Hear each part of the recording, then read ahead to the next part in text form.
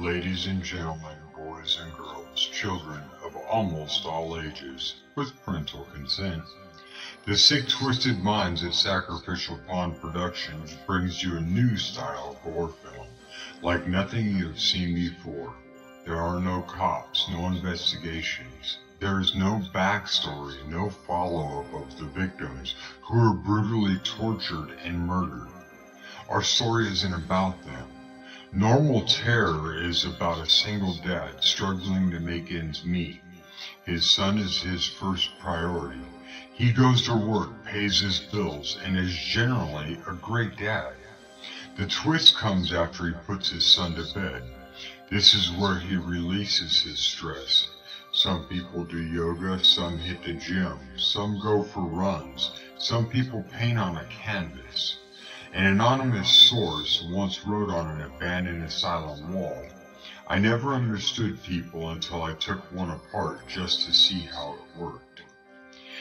If you were rear-ended in traffic, most people's thought runs to anger and their primal instincts of hurting the other party.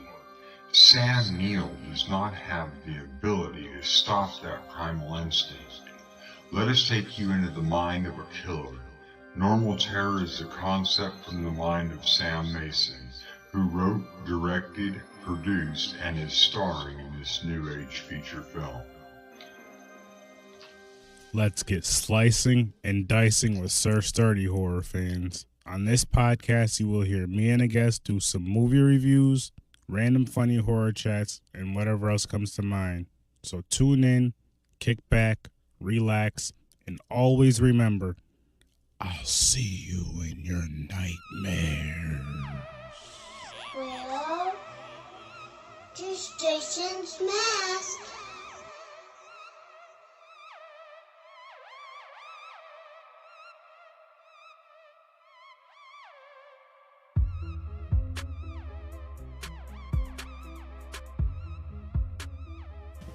Perfect. All right, so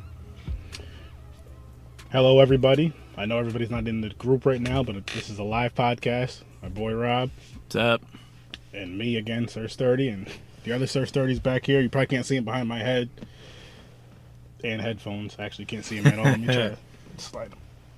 Chucky. Sorry, buddy. And there he is. He's visible. Yep. Now he's not visible. Yeah, now he's not visible at all. Son of a bitch.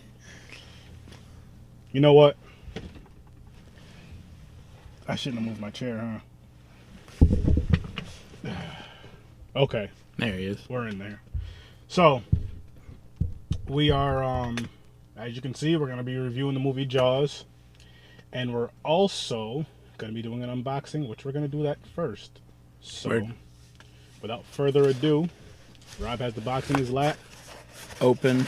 And he's about to read off the movies in 1 second.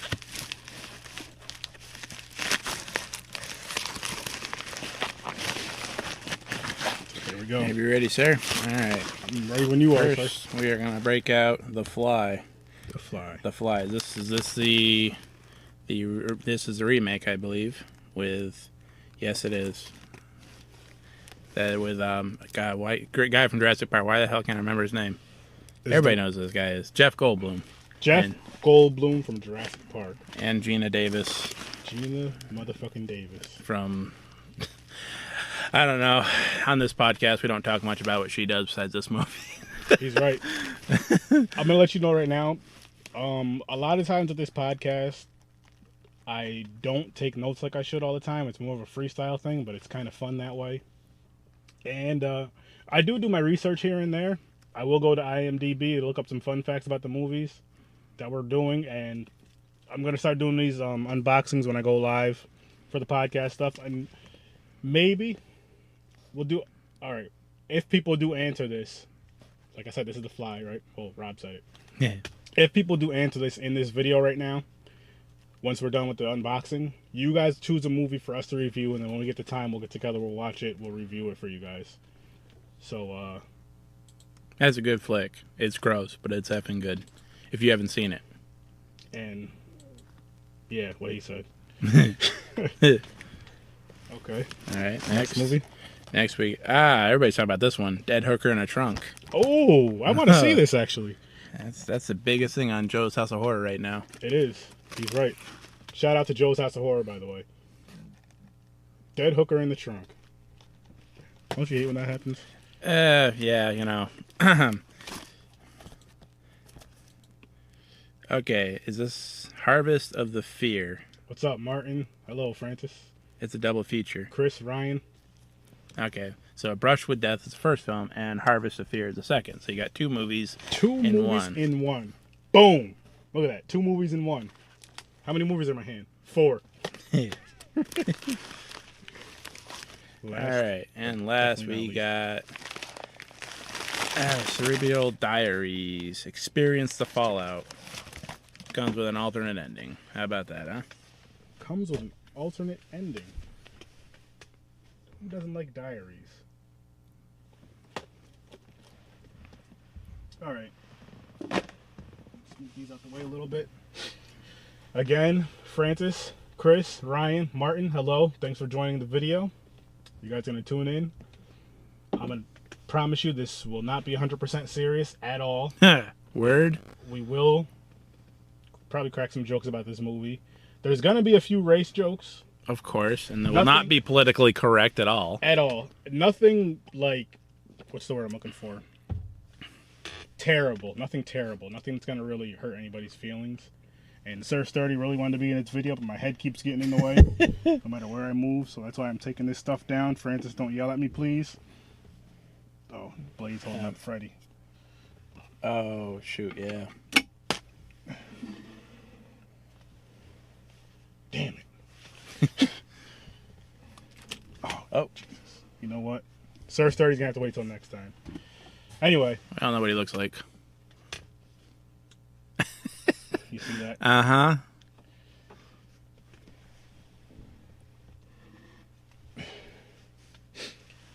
So we can get into this movie.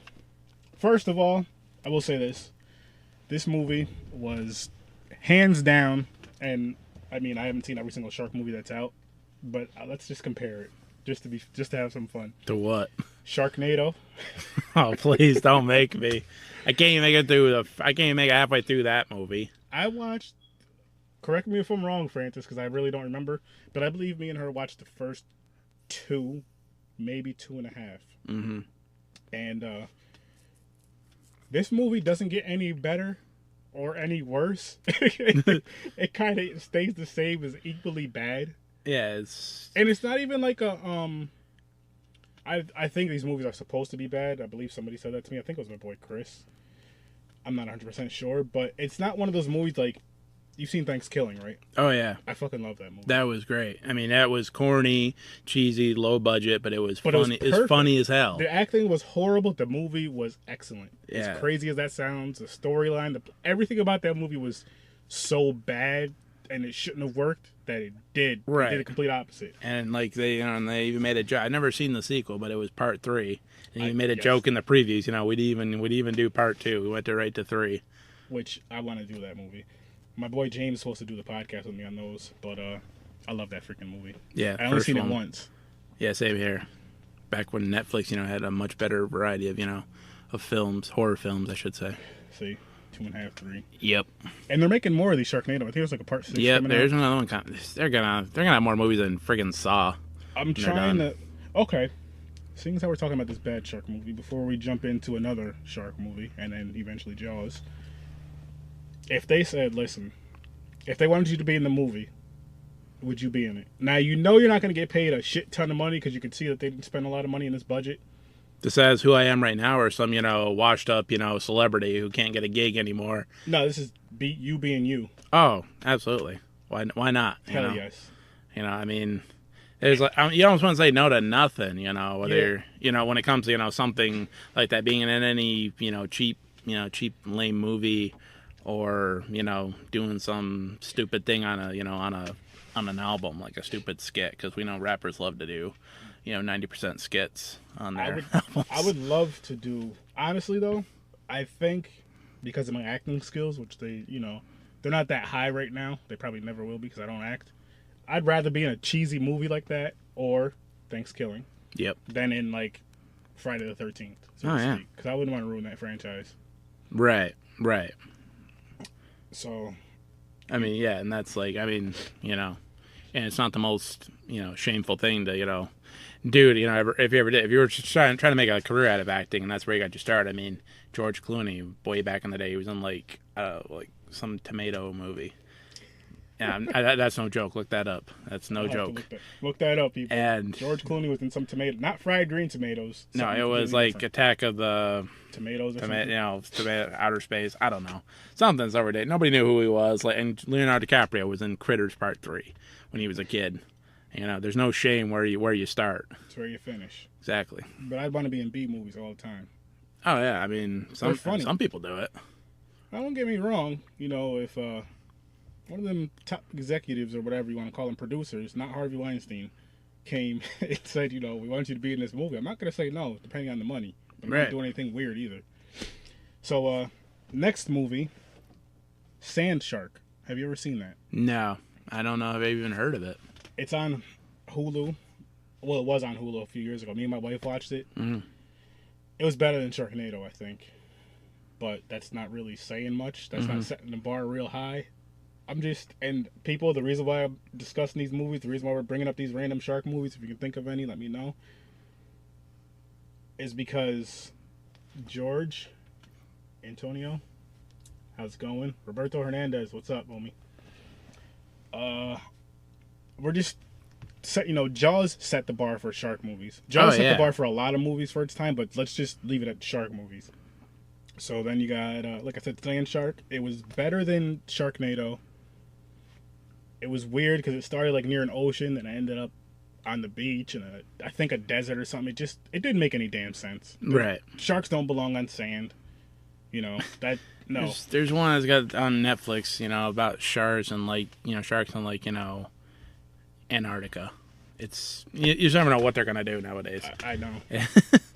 So, I mean, you can't take anything, you know, when you watch something like that, you can't like take it seriously. You know, there's something, you know, just as crazy, if not even worse out there. You're right about that. And to answer your question, Rob, what's good? I'm just chilling with my boy Rob here, Rob E. We're doing a podcast, my Horror with Sir Sturdy podcast. You can catch that on Podbean, iTunes, Stitcher, a bunch of other platforms. But talking some horror movies. Right now we're talking Jaws, or you know, working our way up to Jaws from the bad shark movies or decent shark movies. So the next one I can think of off the top of my head is Deep Blue Sea. Yeah, I've seen that one a couple times. I saw it when that first came out. I didn't hate that one though. No, I mean, I was a kid when I saw it. You know, like being the family I was brought up in, getting to rent an R-rated movie was like unheard of, and it's about sharks and it's technically horror. You know, you can't go wrong there. So of course I had a much deeper appreciation for it then, and I recently watched it, you know, with my wife, and I could see, you know, why I liked so much then and why it was not as great now, but it was still good. It's still a fun, entertaining watch. I mean, the sharks, that's one thing I'll say about shark movies, you know, is the CGI just never works. Even like even the new movies. I think it was 47 Meters Down, I think, is one that came. I didn't see that. I think that's the one I saw. I think there's two movies that came out recently about sharks. I think 47 Meters Down. It's one where the girl is stranded on the island and the shark is like, that's like, I got so bored with that. But yeah, I'm first. Let me just, James, Noel, Christian, Jeff, what's good? Welcome to the podcast. Thank you for joining. If you have any questions to ask us, feel free to ask them. We'll go back and forth as we can. Right now, we're just discussing some shark movies, working our way up to Jaws. I think we're just about there, though. And to tag on to that, with Deep Blue Sea, I agree. I heard they're trying to do a it's going to be a sequel. It's going to be straight to sci-fi, so the effects are going to suck just as bad. If they need a black guy to be in it, you know, I'll do it. I don't know. Do you think you can do it? That's a tough role to fill. With Samuel L. Jackson was in the first one. So was LL Cool J, though. Well, yeah. I mean, but my thing is, you know, because I'm not, excuse me, I'm not a big actor. I'm not a rapper. I'm not a big podcaster yet. So they'll probably kill me within the first couple scenes, which I'm fine with, you know. Right, you know, like, the opening attack. That's fine. Just don't do me like you did Trey Songz and have me die in a stupid car accident. I know, right? Movie. It's a freaking, shark movie, and If I'm in a shark movie, I need to either survive or get eaten by a shark. Right. Don't let me freaking die falling down some damn stairs. Right. I'll be pissed off. Man, don't hit you hit your head on the boat trying to get away from the shark, and you just I drown. And the shark don't even come after me. Yeah, and he's like, the hell with that. It's no fun now. Yeah, no, don't do that to me. But yeah, so Deep Blue Sea was pretty decent. I agree with that. Like you said, Rob. Isn't that funny? Deep Blue Sea was decent. It wasn't terrible. It was pretty decent. It was fun. Yeah. It was funny. For the time, I mean, that's another thing you have to appreciate. The time it came out. Yeah. I think it was super late 90s or maybe super early 2000. But it was definitely late 90s. I watched that in my parents' first house. And then you got, does anybody, before I get into this, I'll give you guys a couple seconds. Let me and Rob discuss this stuff. Does anybody have any other shark movies and any, ratings for these shark movies that you guys seen? If so, post them right here, please. Greatly appreciate it. But I can't think of any other shark movies besides those that we just named. I know there's more as far as ones that I've seen. Ones that made headlines. You don't have to go to the B movies, in section of Netflix and Hulu and all that, to find stuff that just kind of came out. Or go to the Sci-Fi Channel. I mean, Lou Diamond Phillips was in one Redwater, I think it was called. I saw a ton of previews for it when it came out. I never actually sat down and watched it. Excuse me. But it looked that looked like, from what I can remember, it seemed to be one that actually kind of may have done some more practical effects, but I could be wrong. Yeah. Like I said, I never watched it all the way. So back to Sharknado for a minute. I'm not even gonna lie. I don't hate to jump back to this movie because one movie it's so bad it's fun to talk bad about, I guess. No offense to the actors in there, no offense to any of those people, because you did what you were supposed to do. You did your script. I would have did it different, but how many real actors that were trying to be taken serious actually show up in the film? I mean, a lot of it is it's a list of every time one's coming, what's more exciting than the list than a movie coming is the list of actors, celebrities that's going to be in it. I'm shooting for part 8 or part 9. I'm just throwing that out there. You want me? Come get me. Call me up. But I don't know if they went to space yet, but I'll say this: if they go to space, I will watch it. I mean, how can you? I mean, they always do eventually, and I mean, that's going to be it. I'm curious to how they're going to do that. Are they really going to? Yeah, I mean, it's like you put sharks in a tornado. I mean, how can you not bring it to space? And I'm not going to say one more thing about this movie because I might bring it up when I'm talking about Jaws. But another thing about this movie.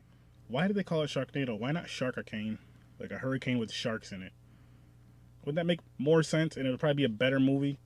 Probably. And it could reach the land because hurricanes do... No. Yeah, they do reach the land. Right. Sharkicane. The sharks, they're in the they're in the thing. And they also get on the land swimming around with the floods and everything. Da-da-da-da. I don't want to stay on that too much, but I'm just saying. And it just sounds better. Sharknado or Sharkicane. Sharkicane sounds better. Yeah, it's got a better ring to it.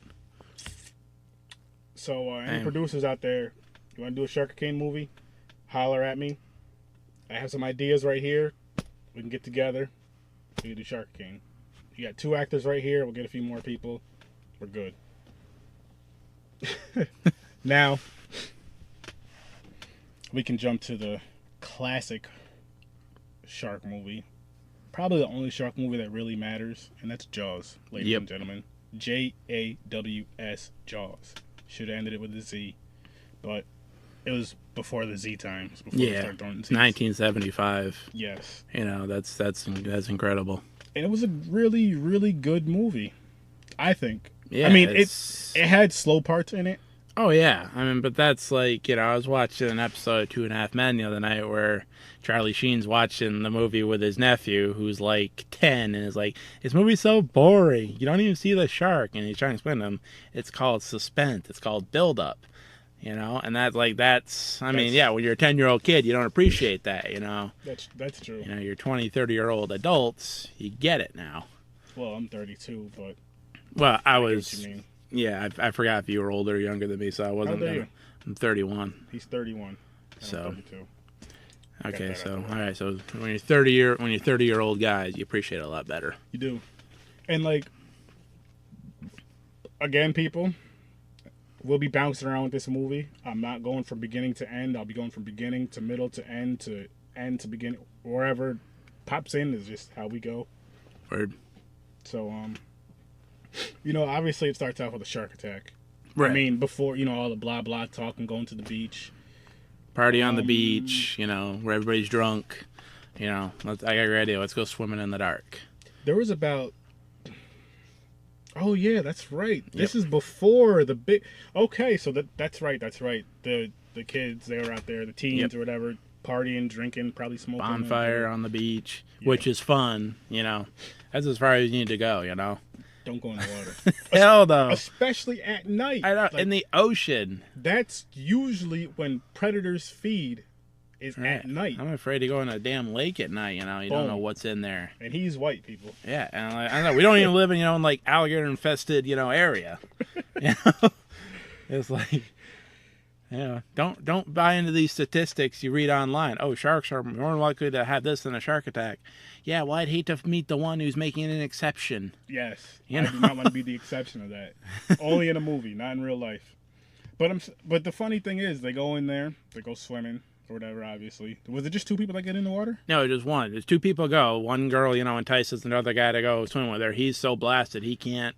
He's like way behind her, and he's like trying to get his clothes off to go, and he passes out in the process while she's halfway in the water. That's right. And he's, just, I'm coming. Tush. He's out. And she's, wondering, where is he at? And then, like, of course, it's even for that, I'd be curious, what it was like for people at the time watching that, like, in theaters or on home video. Like, did you know it was coming? Like I said, the way they did the underwater scene, was that a thing then, or was that kind of new? And that's a good question. Some people kind of were expecting, other people were totally surprised. It's I mean, probably. I think a lot of people weren't expecting it, especially because I don't know how horror was back then as a whole. Because obviously I was born in the '80s. Right, and how did they, advertise the movie? Yeah, and it's called Jaws. It's got a picture of a shark. But I mean, you kind of figure that out, but you're probably gonna see like 3 dozen previews a day like you do today with the new movie coming out. Which new big movie. I mean, like, I think that with that movie, again, I don't know how much horror was out, but I feel like obviously those horror fans back then, and into the suspense and horror like we are now. So there's probably those fans that were like, okay, something's about to happen.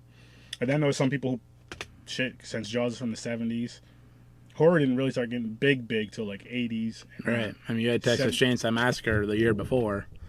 Yeah. So but it was still a little different with that. Like the first one. Well, I don't want to get into that too much, but Jaws was rated PG. Yeah, that's the craziest thing. That's totally what I want to talk about, especially once we get to like towards the end of we'll start at the end of the movie. It's like we're gonna discuss that, people. Yes, Jaws was rated PG, but like I was saying though, with those movies, like I said, the horror fans back then, a lot were probably expecting it. Some were probably iffy. And then people who just went, like, say, some people, Jaws was their very first horror movie. So they're just like, that's a car going down the street, ladies and gentlemen. They're probably just like, at that speed? What an idiot. They're probably just like, what's going on? Holy shit, da-da-da-da. Because that's horror to them. That's their first movie they seen. Right. Which, it had to be cool. Like, it would be cool. Yes, I'm jumping around with a random convo. To have, like, a time machine to go back in time to watch certain horror movies, like when they first come out, when they first premiere. You still have the same mindset you have now. You're still the same age you are now. But let's just say you're watching this movie, you've seen it before, but you're watching it with a bunch of people that have never seen it from this time period, from that time period. I think that would be pretty cool. Yeah, like I agree. See, like, whatever. How everybody else is reacting, how you're just sitting there, pretty chill. Exactly. Like, it's not surprising as much as people who are living in this time right now. How shocked they are. Because I mean, I'll bet I said we'll talk about it more at the end. But one of the scenes at the end, when you get the real good look at the shark. I mean, I can't imagine how much people must acted in theaters. Yes, back in the day. I mean, So we get to the they find out the girl gets killed. They really didn't do too much about it as far as shutting the beach down. no, because the mayor wanted to keep it up. Right. It was the chief of police played. Can't remember what the actor name. Roy Schneider played him. Did an excellent job, by the way. I think you can't knock like any acting in that film. I mean, it was so stellar. The acting was really good. That's one thing. Excuse me, I can say about this movie. The acting was on point. Yep. And even like I said, you had to you had to remember people acted and talked a whole lot different. And differently than we do today, so you kind of had to appreciate, and kind of just go with the flow on some of the things, like if you walk, like I said, if I walk down, if I was supposed to meet you guys, meet somebody, meet a couple, talk about whatever, you're in the middle of dinner, I'm gonna sit down, I think the first time I ask you, if I can have that plate right that's already prepared, if you weren't expecting me for dinner, and I just say, hey, can I eat that? I don't think that goes over too well today, like it would have back then. Hell no.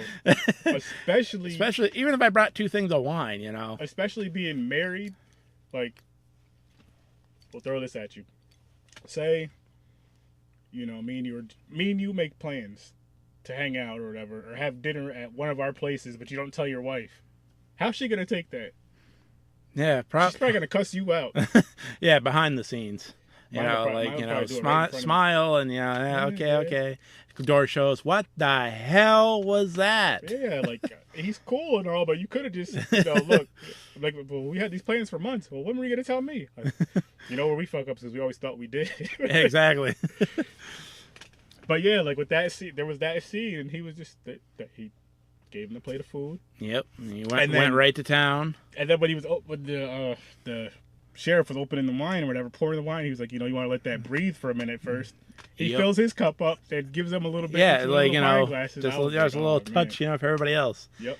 It's what the hell is? I mean, 2 people were dead by then, so he was already a little stressed about that, and he still can't get the damn mayor to shut it down. And then with the second death was the kid on the little yellow raft. Right, which I saw an article on that they had a scene. I don't think it's available. They had a still of it, but they almost completely surfaced the shark. You get a brief look at him, but they almost showed a lot more of the shark, actually swallowing the kid. Which, I mean, that scene was it was pretty intense for the time. For the time, yeah, I was gonna say it was a good scene for the time, and it's one of those type of scenes where now they would have probably made it more brutal and gruesome and showed more, even though it showed the blood and stuff. Would have probably showed body parts from the kid and all that. It was at dark. It was at nighttime, but the girls goes underwater and that's it. I mean, if they did however they did the fake blood back then, release that into the water, that would have. You could have seen it. You could have seen it, but they decided not to do that with her.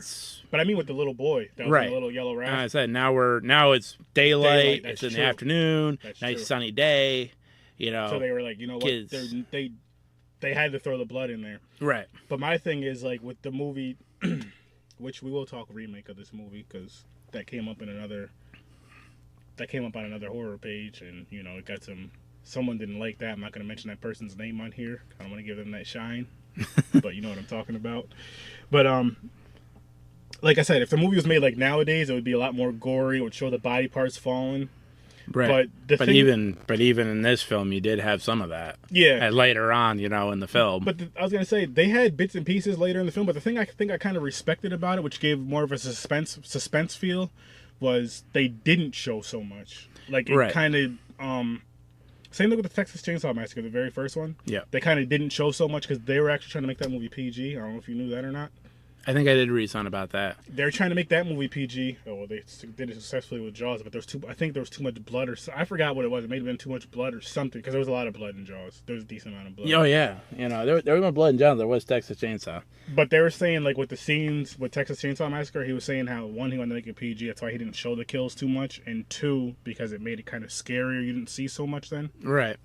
Which it worked for that movie. It worked perfect. Oh yeah, I mean you got some guy wearing obviously family cannibals, guys wearing a mask made out of people's skin. Yeah. And he's carving up, people dead and alive with a chainsaw. I mean, and he called it the Texas Chainsaw Massacre. If you called it head cheese, like it was really supposed to be called, and after watching the film again, after I read that article, and I know where that comes from, that's like what the hitchhiker in the van calls the slaughterhouse. That's what they call it, head cheese. That's you may have gotten PG-13 if you renamed the movie, maybe cut back on some of the chainsaw a little bit. If it's the chainsaw isn't in the name and you cut back on a little bit, you might have gotten a lesser rating. But I mean, that movie was looking at X-rated, which is crazy. Oh yeah, I mean, like, again, you go back to the time, go back and watch it. I mean, you'd probably have people freaking damn near hitting the floor. You're right. You're right. Watching that back then, what you expect, in the 70s for any style of movie, especially a horror movie. Mm-hmm. You're not expecting to see stuff like that. And again, that brings up what I was saying, the whole time machine thing.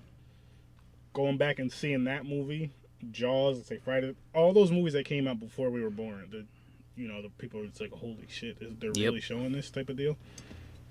Now, getting back into Jaws, we're going to be bouncing around a lot. This is what we do. Word. Excuse me. Margarita, and doing that. Welcome to the podcast. Thank you for joining. Oh, I thought margaritas were served. Like, it's got to taste better than this beer. No disrespect. We were bashing this shit earlier, so. Listen, the reason why I got this is because it's. Look at this. I'll show you the other ones when I get to them. But horror related. There we go. Word. Now back to the Jaws thing. Like, we got the little boy that got killed. Yeah, the dog. Because the guy was, the dog was, throwing the stick, and, the dog was running out. Then right before the kid gets it, guy's calling for his dog, and you see the stick floating in the water. Oh, wow. I forgot all about that. I remember him throwing it with the dog, but I thought the dog came back. I guess nope. not. He came back one, he threw it again, and then he's going on calling for his dog. And of course, nobody's paying attention. Like, dogs run off, BFD. That's what I thought. Of course, nobody's going to care. But true. Then everybody cares suddenly when, some kids, splashing around. There's, like, you see, like, tip of, a freaking shark show up, and there's blood, blood everywhere, and then, like, a chewed up raft, washes to the surface. Mm-hmm. And after that is when, excuse me, they wanted to shut the beach down. Right. The sheriff or whatever wanted to shut the sheriff, beach down. The chief wanted to shut it down, and then mayor was still hesitant. They bring in the specialist there. I can't think of what his actual title is, but guy with the geek with the curly hair, beard, and glasses.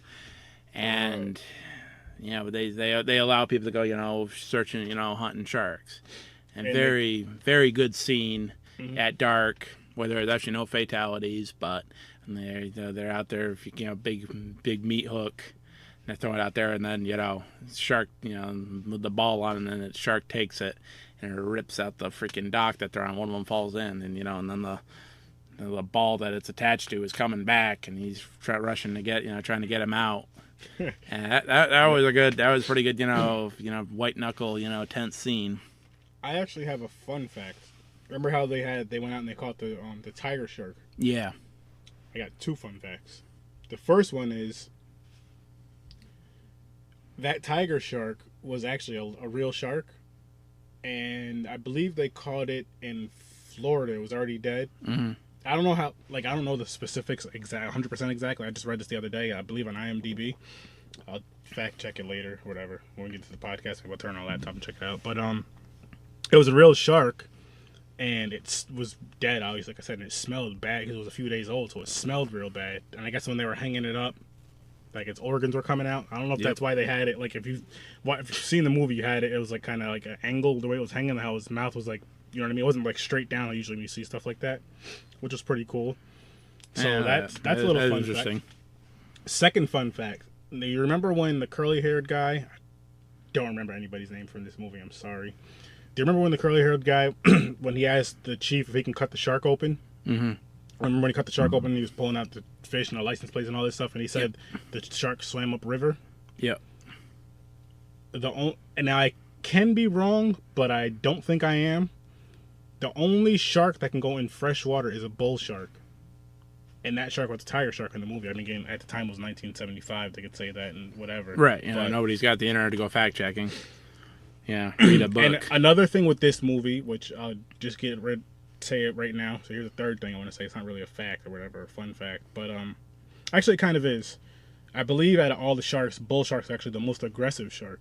Yeah, I think that's right. And looking at the movie, like knowing this now, it would have been cool if with this movie, now nothing against Jaws, but with this movie, if they did it like, excuse me, say somebody got attacked in the ocean, right? Mm-hmm. They're like, okay, so they shut down the beach. They went to a river. Somebody got attacked in the river. The ocean and the river connect. Somebody got attacked in a river. A couple times, they're like, oh, maybe it was a gator or whatever, but there's no gators around here, so they went and checked. Pretty much, let's say it was the same shark or same couple of sharks, bull sharks going back and forth. That would have been fun. Yeah. Even for now, that would have been fun. Jaws was like a great movie, though, almost perfect. I mean, yeah, I said the time frame you're talking about here with that film. I mean, Steven Spielberg made the movie. I mean, Steven Spielberg, you can't say enough about the guy. Oh yeah. He's made some of the most incredible movies ever. I mean, whether historical or just, But I just had to throw that in there. I thought that was pretty cool. I thought it was pretty fun. I mean, it's a cool fact, but I was saying the tiger shark thing and the bull shark.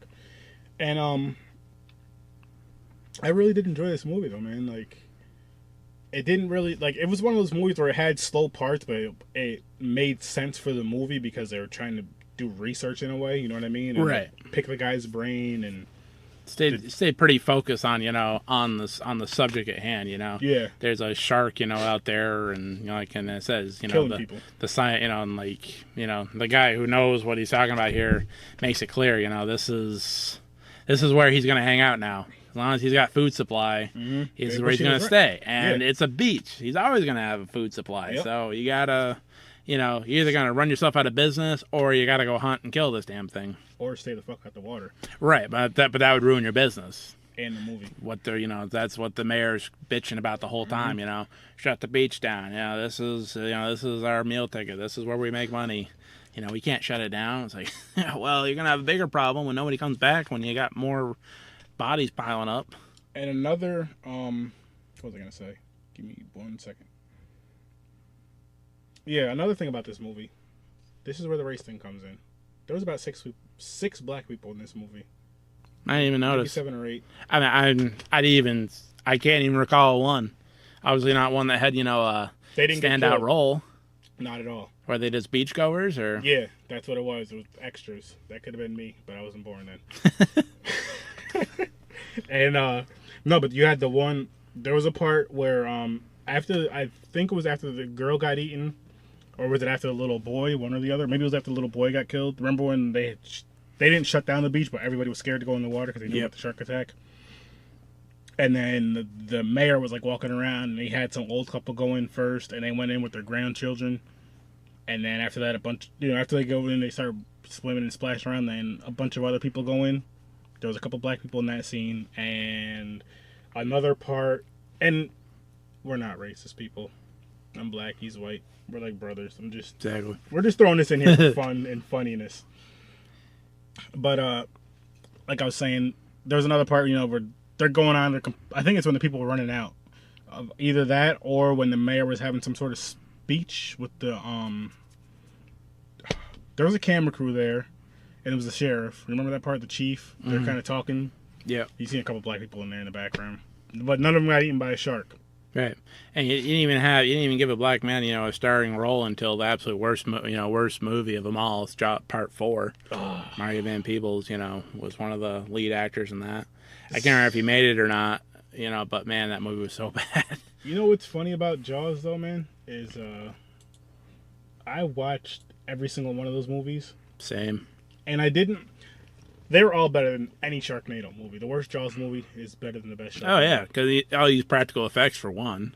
But I didn't hate them. I just felt like after part 1, it was like part 1 started up here. You can't even see my hand in the camera. And it was just like a deep dive. Yeah. I mean, I'd say part 2 came about halfway down. I mean, it was so... I mean, you weren't going to replicate the original. You weren't going to make a movie better than that.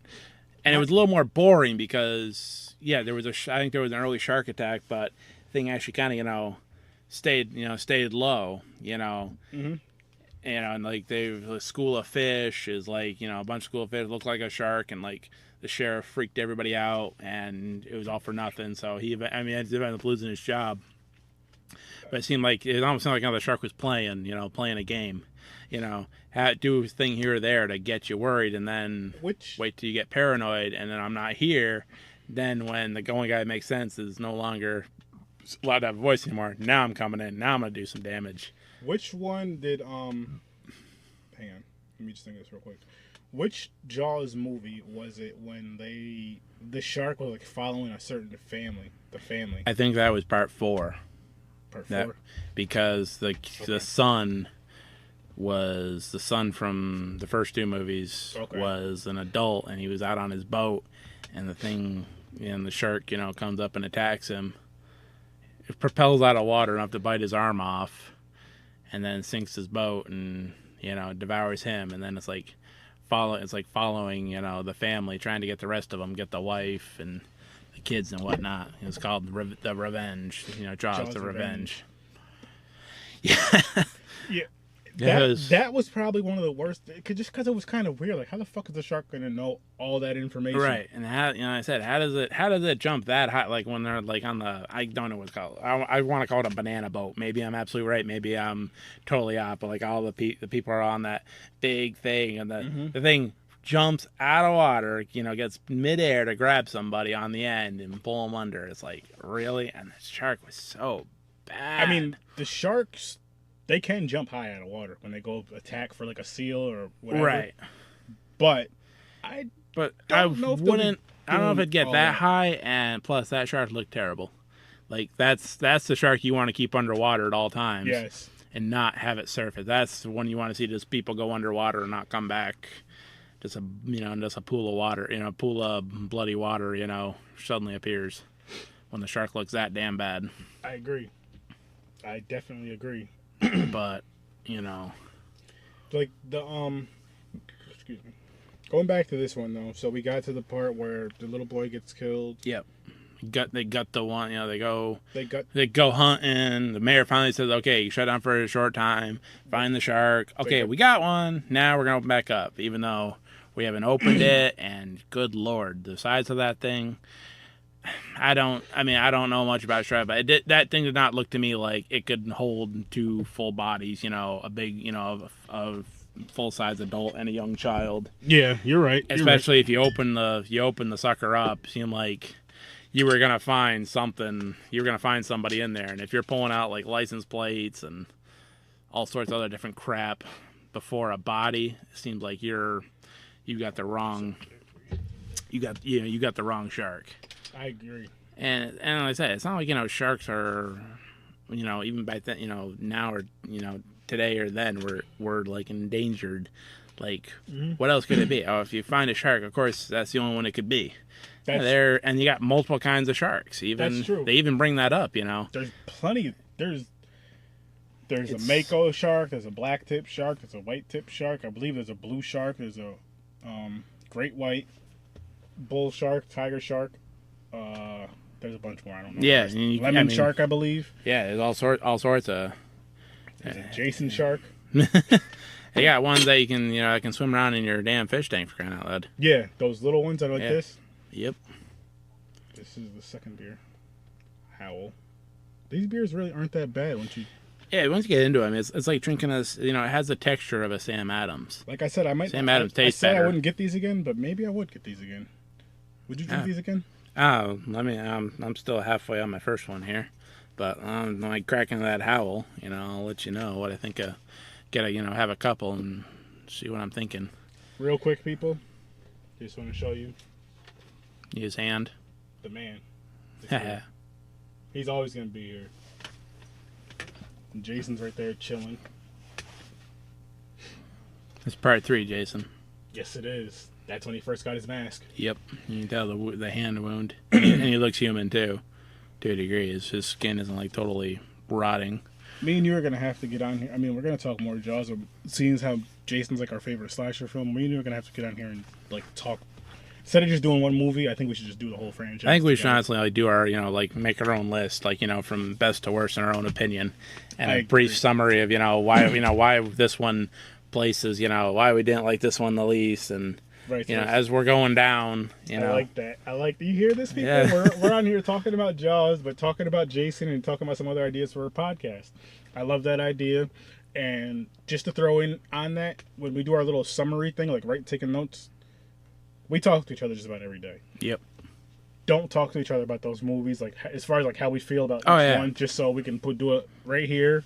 So that way it's absolutely your own opinion, Yes. Like if I'm talking, highly of this one, but trashing the other one, And I'm talking highly but the one I'm trashing is the one you think is actually may not be your top one, but might be in the top 3. Yeah. Might, it might go to, 5 or 6 all of a sudden. So now with this list, do you want to, and we will get to Jaws, I promise, but I have to talk about this. This is very important. This is very, very important. As you can see, I got my Because it's Jason such a good hoodie on. idea. It's a great idea. Would you want to, so you want to do obviously the original? Would you want to do the original all the way up to I'd say all the way up remake? to all the way up to the remake. Now, does that include Jason's vs. Freddy? Oh, hell yeah. Hell yeah. That's the one I wanted to ask about. Oh man, I'm excited about that. Yeah, because it was a Jason movie. Jason did the majority of the killing in that one, and he was almost a star because He was the star. because he was dug up, to bring, to get everybody scared again, to get Freddy. And Freddy even makes a remark at one point, I can't come back yet because, I'm not strong enough. Not enough people remember it. And so Jason can keep going doing his thing. So you heard it here, people. Me and Rob are going to be on this. We're going to be on this a lot together. But we're going to be on this doing the Jason franchise, Friday the 13th franchise, from the original all the way up to 2009, which includes Freddy vs. Jason. And at some point, maybe towards the end of this video, we're going to go in this box over here where we did these movies. And I'm going to actually let Rob choose the movie that we're going to, one of these days when we get the time, hang out, chill, watch the movie, and do a review. Cool. Maybe we'll even do a live review where we'll have the movie playing in the background, have it so we can hear it, so they can't really hear it too much, and we'll just talk about it as we're watching it. Yeah. Which is such a good idea, which is like something some people do. And we'll it's see how that goes. Such a stellar idea. It's a great idea. I love it. Jonathan Lightning Tisdale, how is it going, sir? Welcome to the Horror with Sir Study podcast featuring my brother Rob. Jaws 1975. So let's jump back into Jaws because we keep jumping all around. All right, so we're at dead sharks open, not the right shark. That's where we're at. Mm-hmm. And I like the movie a lot. Though. Like I like how when the guy when they pulled the license plate out, he said it was from I believe he said the shark was from the south, which is cool because remember I said it was Florida, which was really But so the guy was like, the chief was like, "Did you eat a car?" Yeah, he's made some comment like that. And the guy was like, "No, these guys are like," he said, "Sharks are like garbage disposals," which they pretty much are. And another fun fact about sharks is they don't supposedly they don't like the taste of human too much. This is what I got from Shark Week and Animal Planet. Shark Week meaning Shark Week, not Shark Week meaning periods. Yes, I went there. But no, like they don't, but they can't. What is it? I don't know if their vision's not that great or whatever. They can't really tell what it is until they try it, like taste it or whatever. Right, and it's not like if you're out there on a raft or like on a tube, and that's you look like an effing seal underwater to a shark, and that's why they attack. It's not they're getting off their diet and they're gonna try human this week. It's just you look like something completely different, and they're gonna go for it. And I said they might take a couple bites, like, okay, this isn't what I wanted, I'm done. Well, that don't mean you're not missing 3 limbs and bleeding out and not gonna make it to the damn hospital in time. Doesn't think it's any safer to go swimming in the ocean in shark infested waters. I got the guy's name. The chief is Chief Martin. Chief Martin. That's his name. Yep. I went to IMDb, people. Finally. But so where do you want to go next with this movie? Like, the little boy got killed. Yep. Well, I want to go right where we're at. We discussed two of the most scenes that really start to kind of push the rating envelope. And As then it was, because shortly after they gut the shark, it was like that. I think it was somebody who was out hunting the shark. Like, they went out in the ocean. They found his boat. that's right. And he goes diving. And my father warned me about this. Like when I was young, real young, and it was airing on basic cable. My father warned. He saw me watching the movie. And my father warned me there was a couple freaky scenes, and he even pointed out like that part. He didn't tell me what was gonna happen, but I'm like. Excuse me. It's a shark movie. It's 1975. It's boring as hell for a child for a child of my age at the time.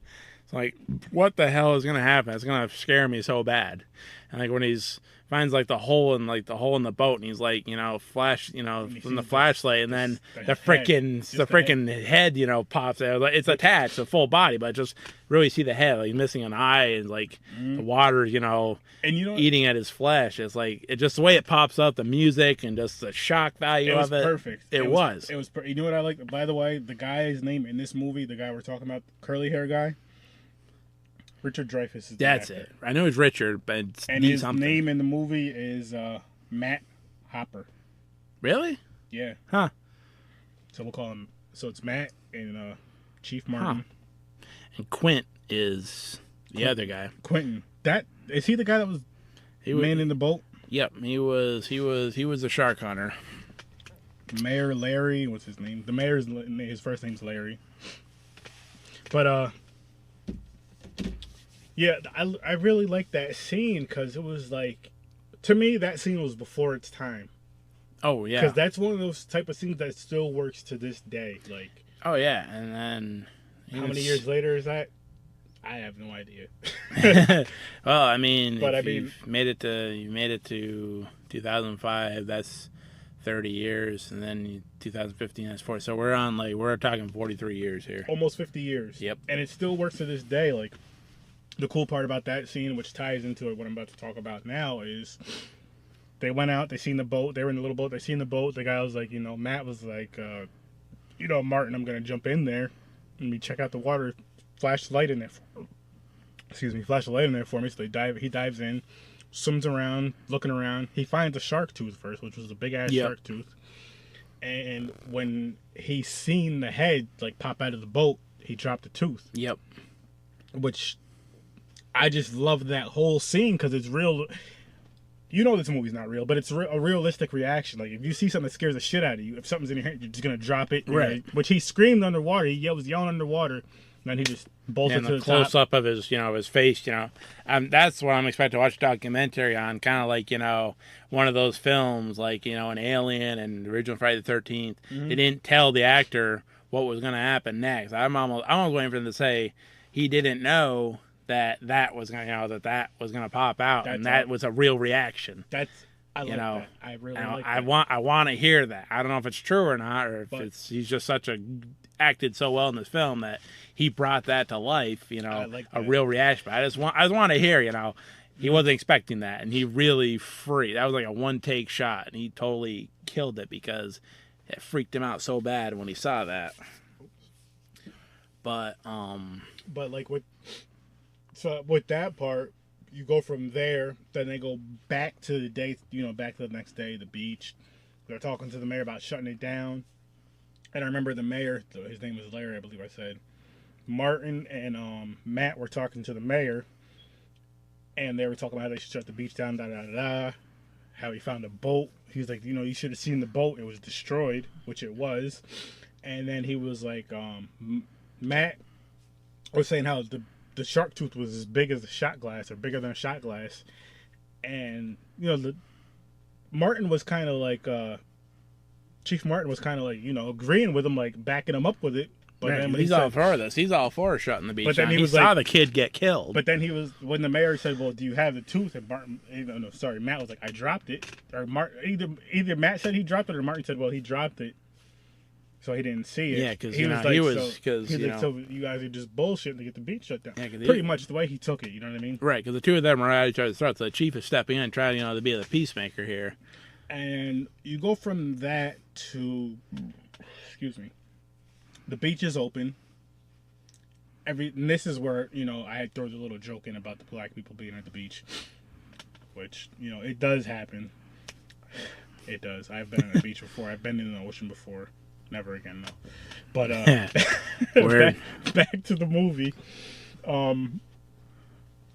This is when everybody's kind of scared to go into the water, and then the mayor's like, "Hey," he goes up to the older couple and tap you on the arm. He's like, "Hey, go in the water. It's cool." Yeah. And I'm thinking to myself, what?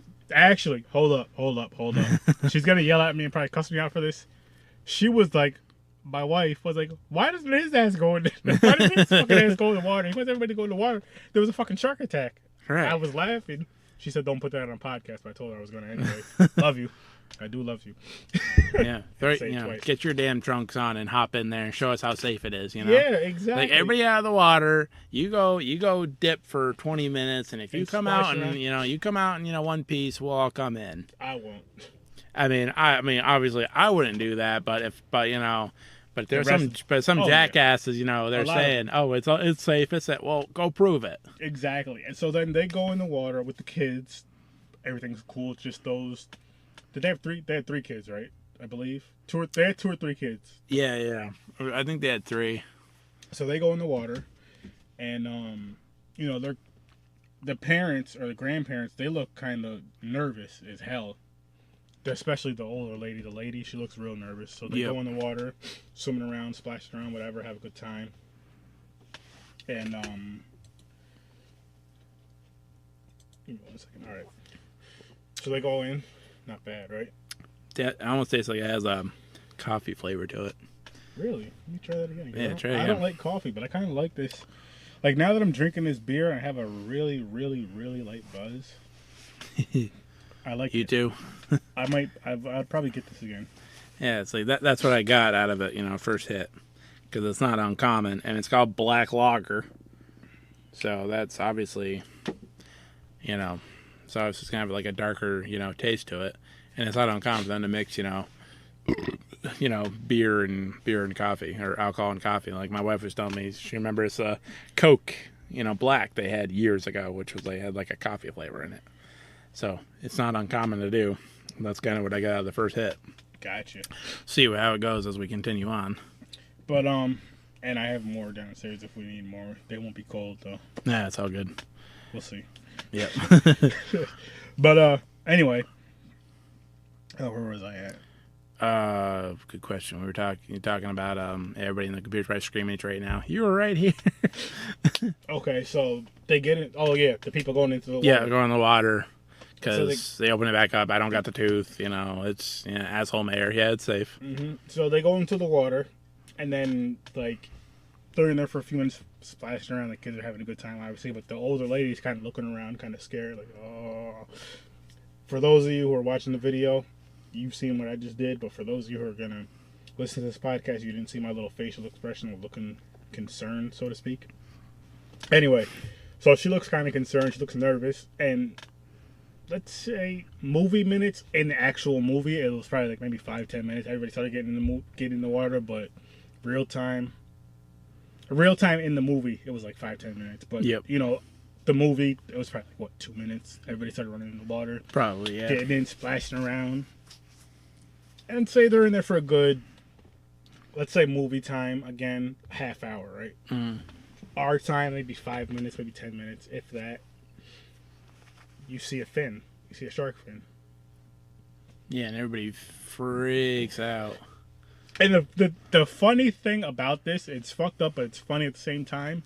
But I liked it because it was realistic.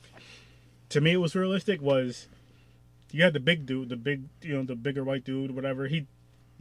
First you had the one lady. She's and she freaks out, and she just pushes the same raft that those little kids are on. Yep. And then the dude, he flipped the raft over pretty much, took the kids off, and took the raft and swam. Which, in hindsight and in real life, that's really messed up. But in that moment, if it really happened to you, I mean, what would you do? What would you do? Which we will discuss this part right here. What would you do in that situation? Matter of fact, fuck it, let's discuss it now. What would you do in that situation right then and there? There's 3 little kids on a raft. 3 or 4 little kids on a raft. splashing and playing. You see a shark fin coming towards you, which is coming towards them. Are you gonna knock them off the raft to, help you float and swim to safety, or are you just gonna swim your ass off to safety? I'm gonna swim out to safety. The better question for ask me would be like, are you gonna try to help those kids, or are you just gonna try to save yourself? But I'm gonna ask you that question now. But I mean, like I said, I want to say that I would try to help them, but holy hell, I see a freaking shark fin come, especially if there's like known attacks in the area. I don't think I'm just gonna try to just get out. I mean, I'll tell you what I would do. I know you guys who personally know me. You see me as a tough guy and a brave soldier, but I'm not. I'd probably start crying. I'd probably shit on myself. I might drown. But if I swim away, you know what? I may accidentally save the kids. And I'm saying this because there's enough room there was enough room on that raft for the kids and the adult. They can get on from the side and kick your feet.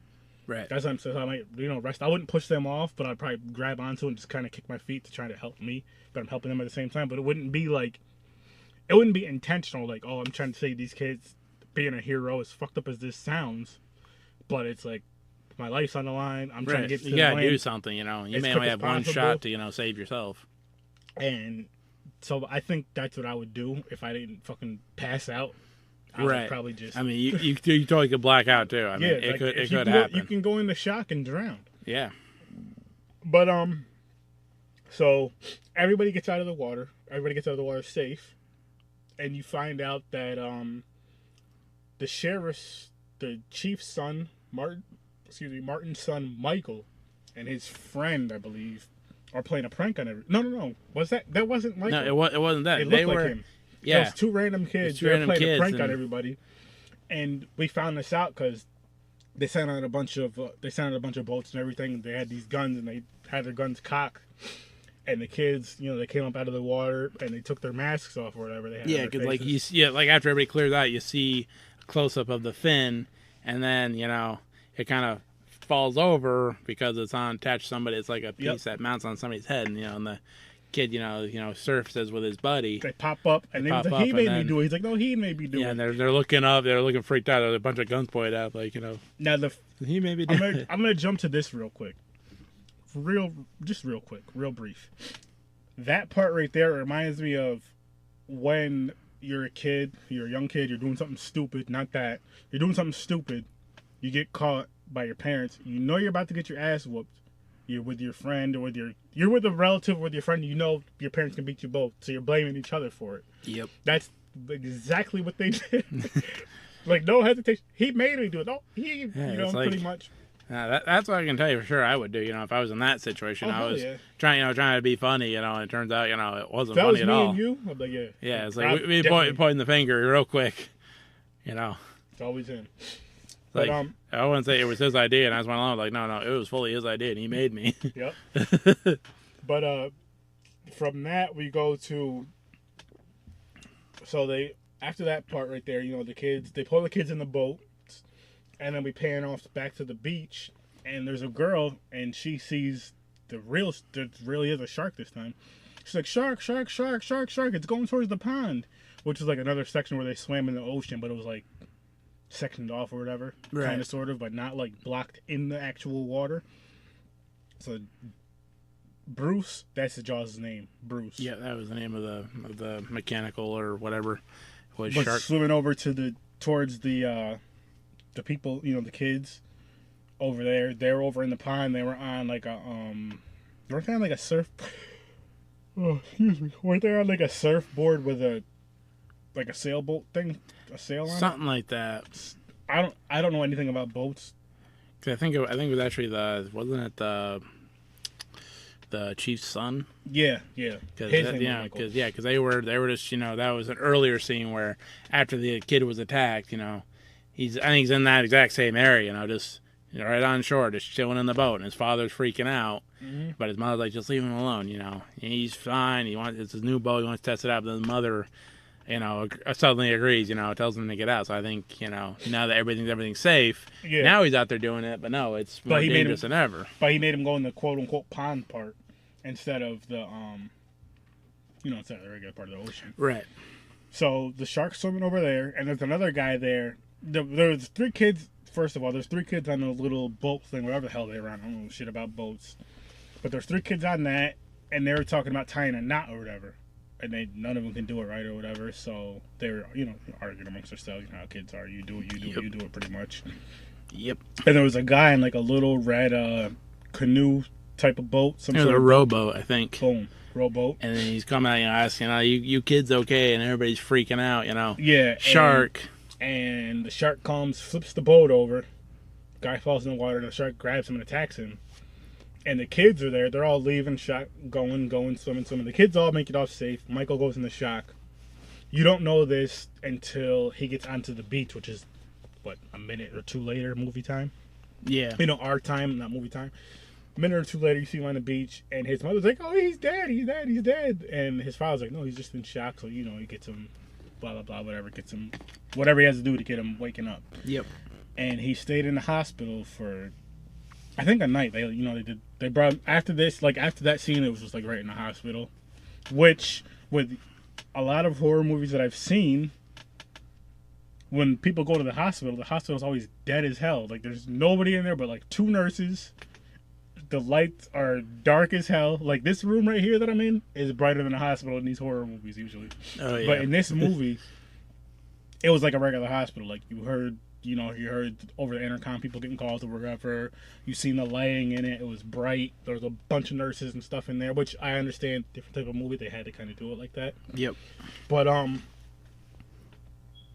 was I going to say? So he had to stay in there. They checked him out, whatever. He was good. He had to stay overnight. He wanted coffee, ice cream, and I think he wanted his toy cars, which makes sense. He's a little boy. Coffee, ice cream is good. Who didn't like Hot Wheels? Exactly. That's true for the 70s? Yeah. Dan, what's good? Thanks for joining.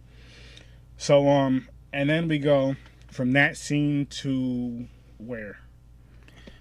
That's a good question. After but that scene where that guy was attacked in the rowboat, that was another, for the time, that was another, real, pushy moment.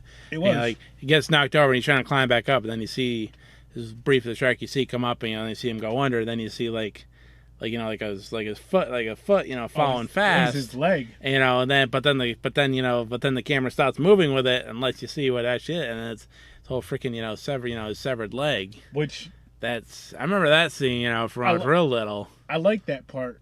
I did. It was brief. It was quick, but it was you knew the guy got he got eaten, but he got really dismantled. Right. Really it's not just another goes under bloody water. Okay. And then that's it. On we go. It's another scene that they pushed the envelope with that. Right. Which again, I know you said you want to get to this towards the end, but which again, I'm thinking how is this rated PG?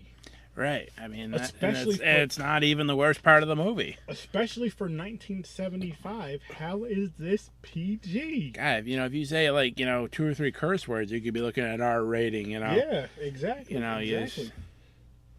But so we go from that. Like I said, we go to the hospital. The father. Michael had a little brother, so I don't know his name. Yeah. But Martin, which is Michael's father. Martin is the chief. He was when they're at the hospital, because his wife is the one who asked Michael if he needed anything, and he told her, and then the father was like, you know what, I'm gonna stay here, take the little one home, blah blah blah. She left, and then that was pretty much it with the hospital. And I know eventually, what the heck was the guy's name again? That owned the boat. Oh, Quint. Not too long after, they kind of meet up with Quint. And he's just your run-of-the-mill kind of typical rugged-looking, rough-looking kind of, he owned his own boat. Let's call him an ocean guy. I don't know what the hell you call him. He knew his shit, let's say that. Right. He's caught a bunch of sharks. He's a fisherman. Yeah, and he's he's got a high price tag, which the iconic scene where everybody's, in the room arguing about, what we're gonna do, and he runs his nails down the chalkboard to get everybody's attention, Yeah. And then, you know, I fucking hate that noise, by the way. I know, and it wasn't even as bad as it has ever been or could be. Yes. When you're talking about, you know, like a chalkboard. Just to get this out there, people. I hate that noise, and I hate the plate scrape shit. Oh yeah, That's well, fucking you're annoying. far from alone. I mean, my teeth are already, you know, clenching, you know, just thinking about thinking about, you know, like that, you know, the real deep, you know, screech of a chalkboard. But it makes your teeth feel weird. yeah, like, you know, you start grinding your teeth, you know, like, ugh. But you know, and then he's like, I mean, what was it, like $3,000 is like the maximum offer they were gonna give out if somebody could catch this damn shark, and he wants, you know, like 10, but like, you know, you get everything, you know, you got the head, the tail. Yeah. Everything, you know, and like, you know, proof, and I'll even, you know, show you this is really, you know, who's, you know, killed these 2 people. Because that's how many people were dead at the time. Yep. Now we've got, you know, 1 or 2. 3 now. Well, at the time when he had that meeting, before but the guy now got we're killed. talking like, you know, we got 3 or 4, you know, because the guy in the boat, you know, the shark didn't eat him, but still, you know, obviously it did some damage. Who was that guy in that boat? Did they? I think, I don't know if we met him, if we like saw him, But but they I did think it say was, that- you know, he's just like, that was like the part where everybody was out hunting for it. Yeah, Because they put the reward money out. Okay. Then you had the scene where, you know, the guys are on the dock and the dock gets ripped to hell, like I brought up earlier. And, you know, then. I was going to say, because they did say the name. Yeah, yep, because they say, you know, that's what's his face's boat. And I was like, I don't know if we saw him or not. Or I think it was so brief, you know, like only if you're really paying attention, you know, you would know, you know, you'd, you know, bring, you know, like, yeah, okay, there he is. Like if you went and rewatched it, like, okay, there's the guy, you know, before we see him, you know, in his unpleasant, you know, state. But that, Excuse me. like with that scene though, it was a good scene though. Like I like how, like you said, everybody's arguing, and there's always these movies where like you got that scene where everybody's arguing, and then there's something that's just like, everybody shut the fuck up. Right. It's not. I It's not got like, you know, this. just like you know, somebody, you know, that everybody knows enters the room, so everybody's quiet, or Yeah. somebody does, you know, just stand, you know, get in the middle of everybody, and you know, and say, "Oh, shut up" or whatever.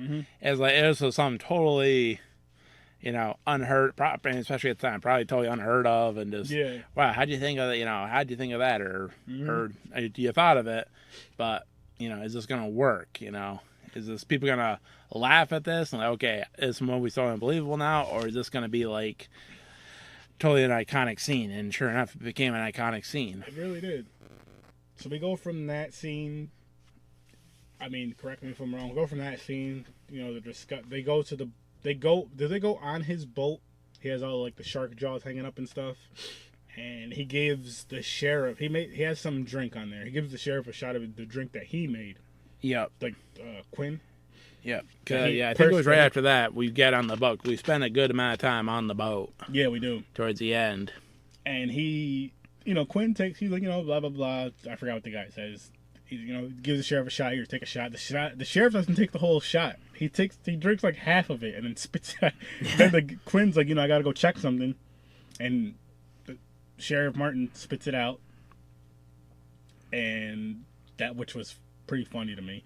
He just spit it out, and Martin came in not too long after, curly, you know, the curly hair guy. Yep. And he ended up drinking it.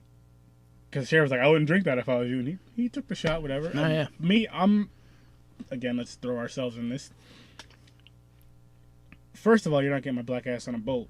But if you do get me on a boat. Especially go after chase after a damn shark. That's bigger than the damn boat. If you do get me on a boat, I need to be drunk. Oh, yeah. Like, I'll take a shot. I'll give me some.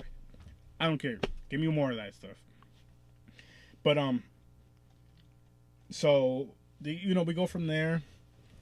They were talking about something because the guy was like, you know, this is my boat, pretty much. Like the sheriff was acting like he ran the whole thing. The sheriff Martin and his boy Matt, the shark expert. Yep. They were pretty much acting like they ran the whole thing. The sheriff was doing the talking, but the guy was pretty much like, look, I'm gonna put it to you in layman's terms. The guy was like, look, motherfucker, this is my fucking boat. You motherfuckers ain't going nowhere on the ocean without me driving this boat. So this is what I'm gonna need. I'm running this shit. Right. I agree with it. Which was good at that point. It got a little obnoxious, towards the end. We'll get into that as we get there. But, but I mean, it was, but like I said, you can understand where the guy's coming from, Yeah, it's his boat. Like I said, it's his boat, and like I said, he put a real high price tag on, on this job. And he had proof that he's caught and killed sharks. Right, and like I said, he's done it before. He didn't kill a shark that fucking big, but he's killed sharks, so he had the proof. He's actually, I mean, the shark expert, he had, like, knowledge of stuff, but he didn't have, like, well, he's never said he's killed a shark either, but this guy actually had proof, like, look, I caught these sharks, I killed these sharks, here's their jaws, which the movie's called Jaws, yes, I know. And, I don't know, I like them, though. He served his purpose for the movie. Right, up to that point, he's doing really good, and then, like I said, he makes a remark, that, like, when they're out to sea, they hadn't seen the one they're chasing yet, but he made a remark like, he one time, got a 16-footer. He did say that, and he didn't sound like it was easiest thing he's ever done, or he didn't make it sound like it was like barely pulled it off. He didn't make it sound like it was a walk in the park either. You know what I liked about this too was going into this when they're on the boat, they're on the boat going like out in the ocean as they were chumming the water. And for those of you who don't know what that is, when you're putting blood or whatever or fish heads, well, they were using blood and fish. Yeah, like fish guts. When you're going fishing, you throw whatever bait you're going to use in the water to attract the fish. You could do it the day before, you could do it the day of, whatever. I thought that was kind of cool how they were doing that. And you showed the trail. They showed the trail the blood that the boat was going to. Yep. They showed the Sheriff Martin covering his face.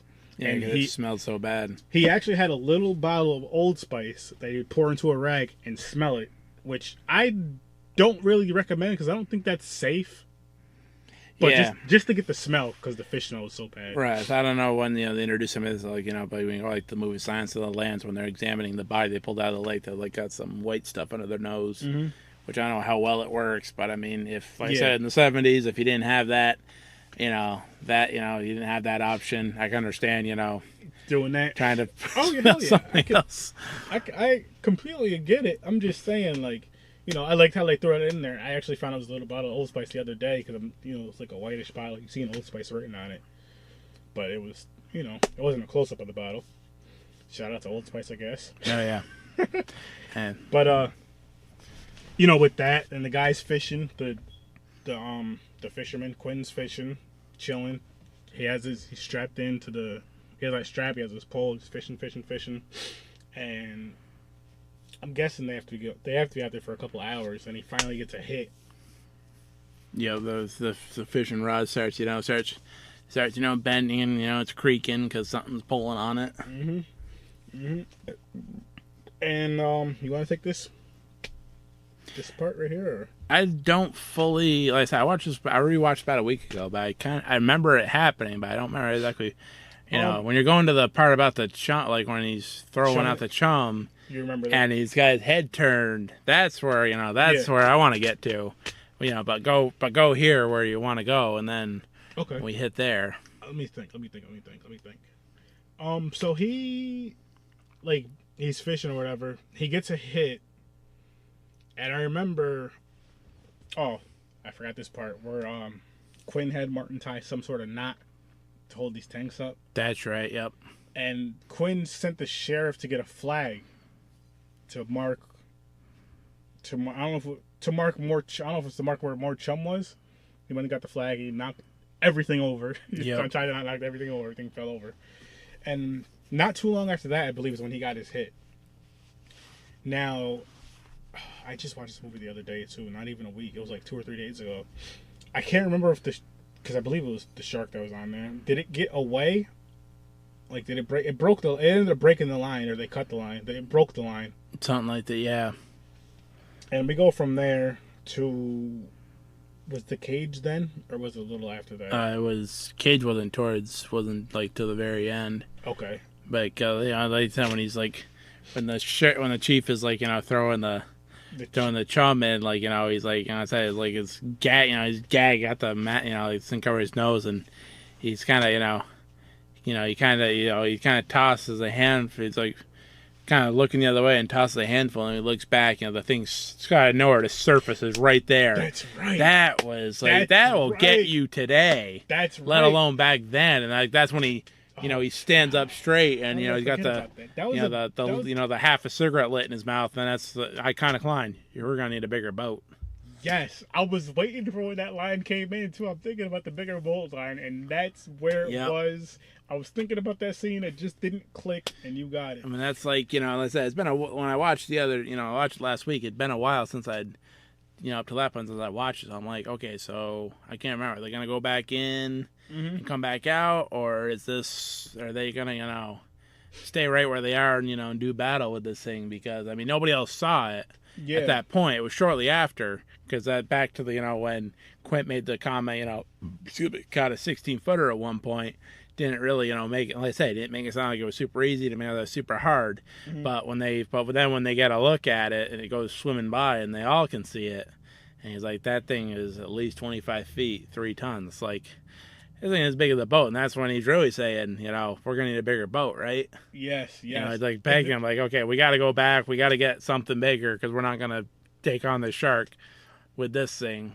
Another cool part about that scene too, I'm glad you brought it up, is when the sheriff sees it, like the shark jumps up, whatever, and he doesn't say shit. He just like freezes kind of. Yeah. Who wouldn't? He froze for a second, and then he was just walking backwards. He's like, you're gonna need a bigger boat. Like the part where he's just walking backwards. He walks backwards. He walks into where the captain's driving the boat or whatever, and he bumps into like the counter, and then is that where he said it? I think you're gonna need a bigger boat. Yeah, I think so. And because nobody else saw it at that point. It was shortly after, that it goes swimming by, and then they see it, and then it's like that thing is like 20. That thing's 25 feet. That's the part where I probably shit on myself. Yeah, it's like, okay, I'll be like, look, you know what? I was in on this. I thought it was a smaller shark, but take me home, please. Exactly. But you could tell. I mean, he was kind of the point where he wanted to go back, either to bail out completely or get something a little more appropriate sized. I'm going back to New York. The dude was from New York. I'm going back to New York after seeing some shit like that. Right. I mean, you wouldn't have got me on the boat, but let's just say you're on for the movie's sake. Let's say you're on the boat. Okay, take me home, please, now. Yep. So we go from that scene to... This is really towards the end now. Yeah, we're it's like... There's not a lot of film left, but there's so much that's going to get done before it finally ends. Like, damn. We might as well jump to the cage thing, because that kind of brings us... Yeah, because, then it's like, that's... I don't know if we go... I think we go to the night where we get, they're all kind of discussing, like, scars. And because 2 of them had a scar in their leg. Yep. Yeah. It was actually Martin, which is the curly-haired guy, the shark expert, and it was Quinn, the fisherman. Yep. I think the chief had something, I think Martin and Quint had, better story, but Quint went on like a 3.5 minute, story about, being like a on some sort of boat, like USS something. Mm-hmm. It was hard to understand him. With that, did they start? I know they had all 3 of them. They looked like they were having a good time. Were they singing something, or were they right after his his downer story? Then they started. Yeah, singing. They all started singing, and they're all drinking. Okay, that's what it was. And then the boat gets hit. Yep, because I think they are. I don't know if they plugged the shark with a one of those the yellow barrels. One of the barrels, 1 or 2 of the barrels yet. But yeah, then the shark shows up, starts hitting the boat, and it starts it breaks it open, so it starts taking on water.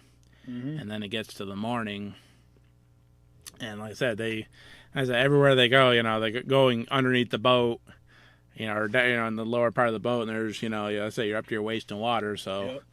Yep. All is not well. So I mean, then the chief tries to call it in. And then Quint comes in with a freaking baseball bat and clubs the freaking CB radio. That's the point where I'm like, okay, I'm not starting to like this guy so much. That part was fucking ridiculous. That's like when he goes off the total deep end.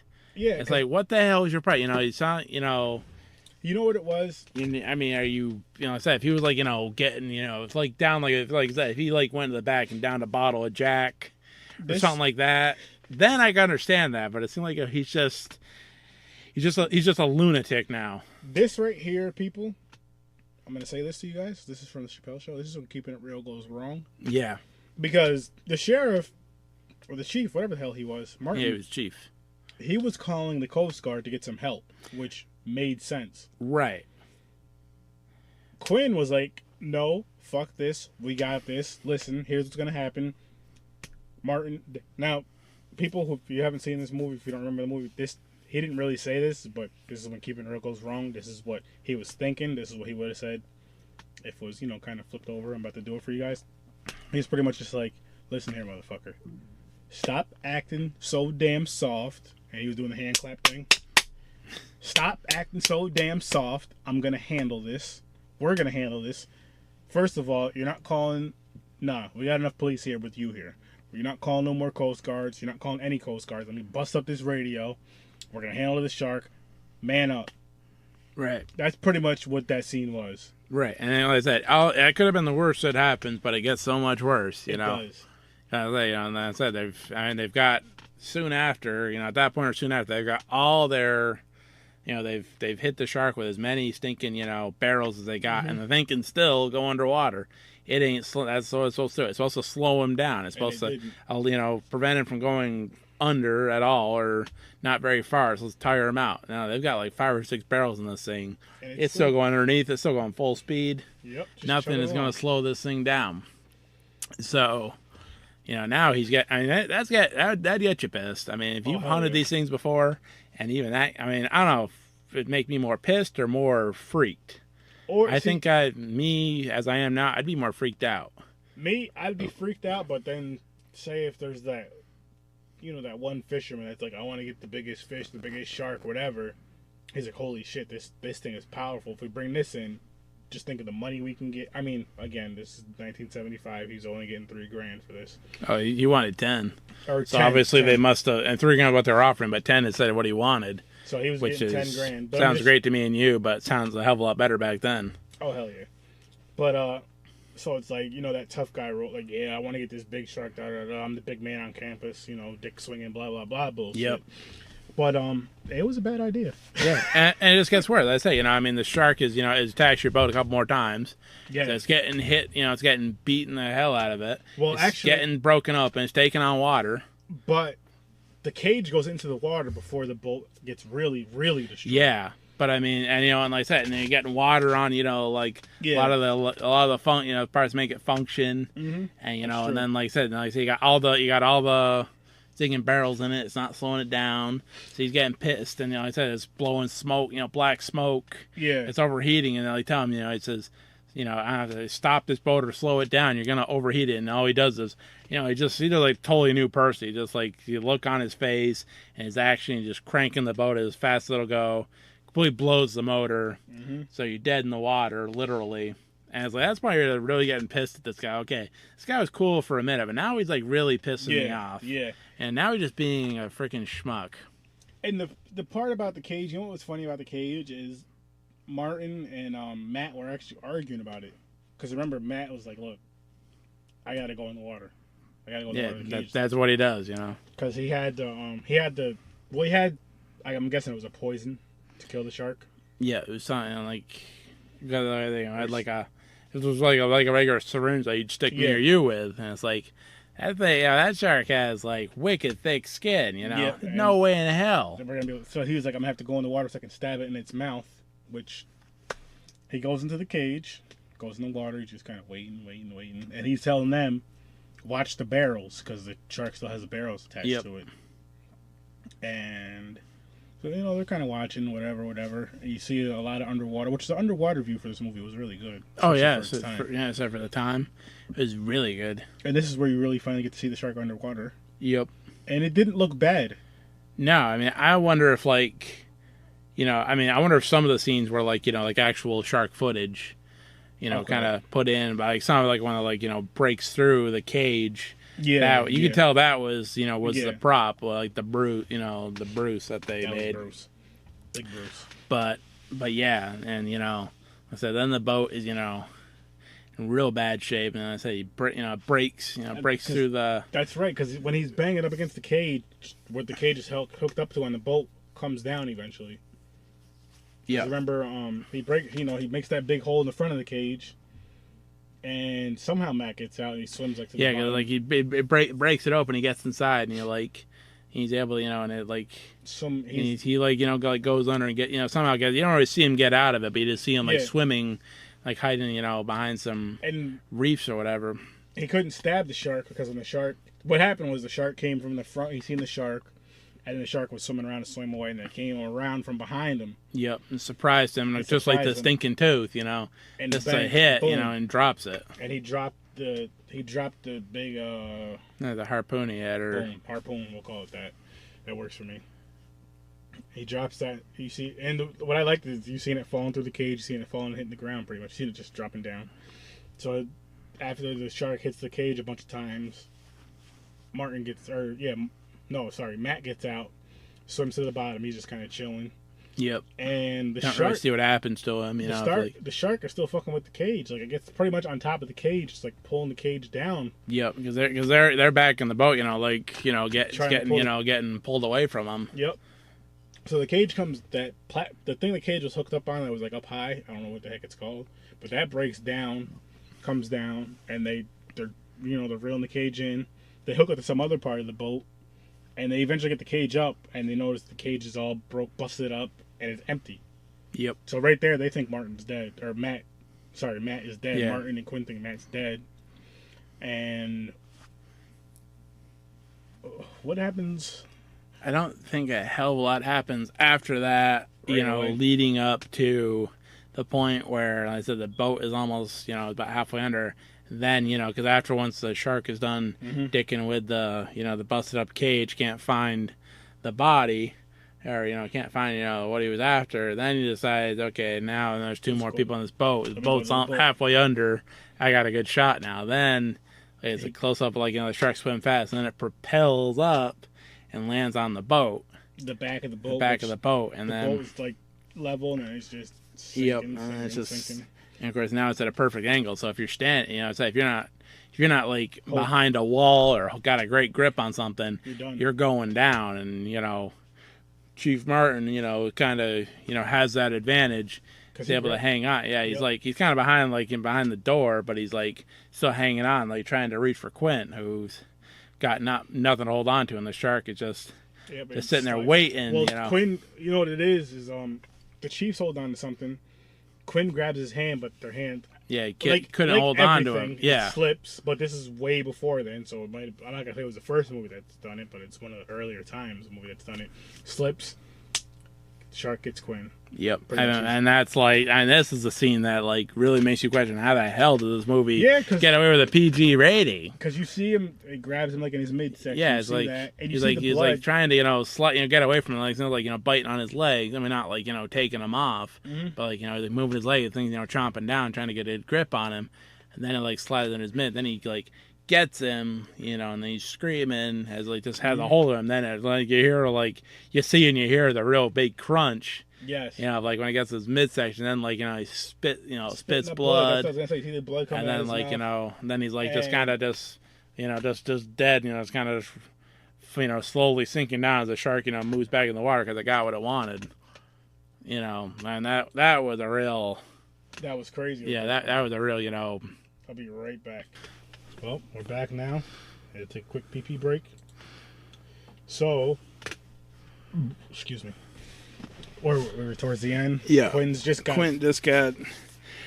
killed, and he got devoured. Probably one of the most graphic, PG rating film deaths you'll ever see. I agree. And so we go from that. Then the sheriff, chief. Sorry. Yeah, and he's I said the boat was already in bad shape, almost halfway down. Now it's even worse. And after the shark getting his big ass on there. And you have those. I know I forgot to mention them, but remember when I told you that I said the sheriff knocked a bunch of stuff over? You had the two big containers of what was it? Nitrogen, CO2, or whatever. Whatever was in there, it was explosive. Yeah, and that's Martin comes, or not Martin, but Matt comes freaking out, I know what these are. Yeah, it's dangerous. Da, da, da, da. And so with that, we go to Martin's kind of worried about where the fuck is the shark now, Right. and It's not long after that thing, like I said, it's already halfway under now, and the thing just rips right through. Rips right through the boat, comes after him, and it's kind of stopped. It can't get all the way to him. And he's still hanging on to something, actually. Right, and he's still, he's like kind of hanging on, kind of pushed back, and he's got like. And those the container things. There's two of them, but he grabs one of them. He grabs one of the tanks, and he somehow gets it into. He gets it into the shark's mouth. Because the shark is biting, trying to get to him, and it's got mouth wide open, so he just kind of toss it in there, And then he's shooting. Actually, no. It's like then doesn't the shark kind of shark backs out, you really ain't gonna get him. He's got the tank out, and backs up, and then. He swims a little bit. Then he's Martin climbs out, gets on top, because that's the last result. It's the only thing that's part of the boat that's surface above water. You're right. He's got the rifle, and so he's shooting at it. He shoots about 4 or 5 times. Yeah, he's trying to get it to reach up enough, surface enough so he can see where the tank is. Finally hits it,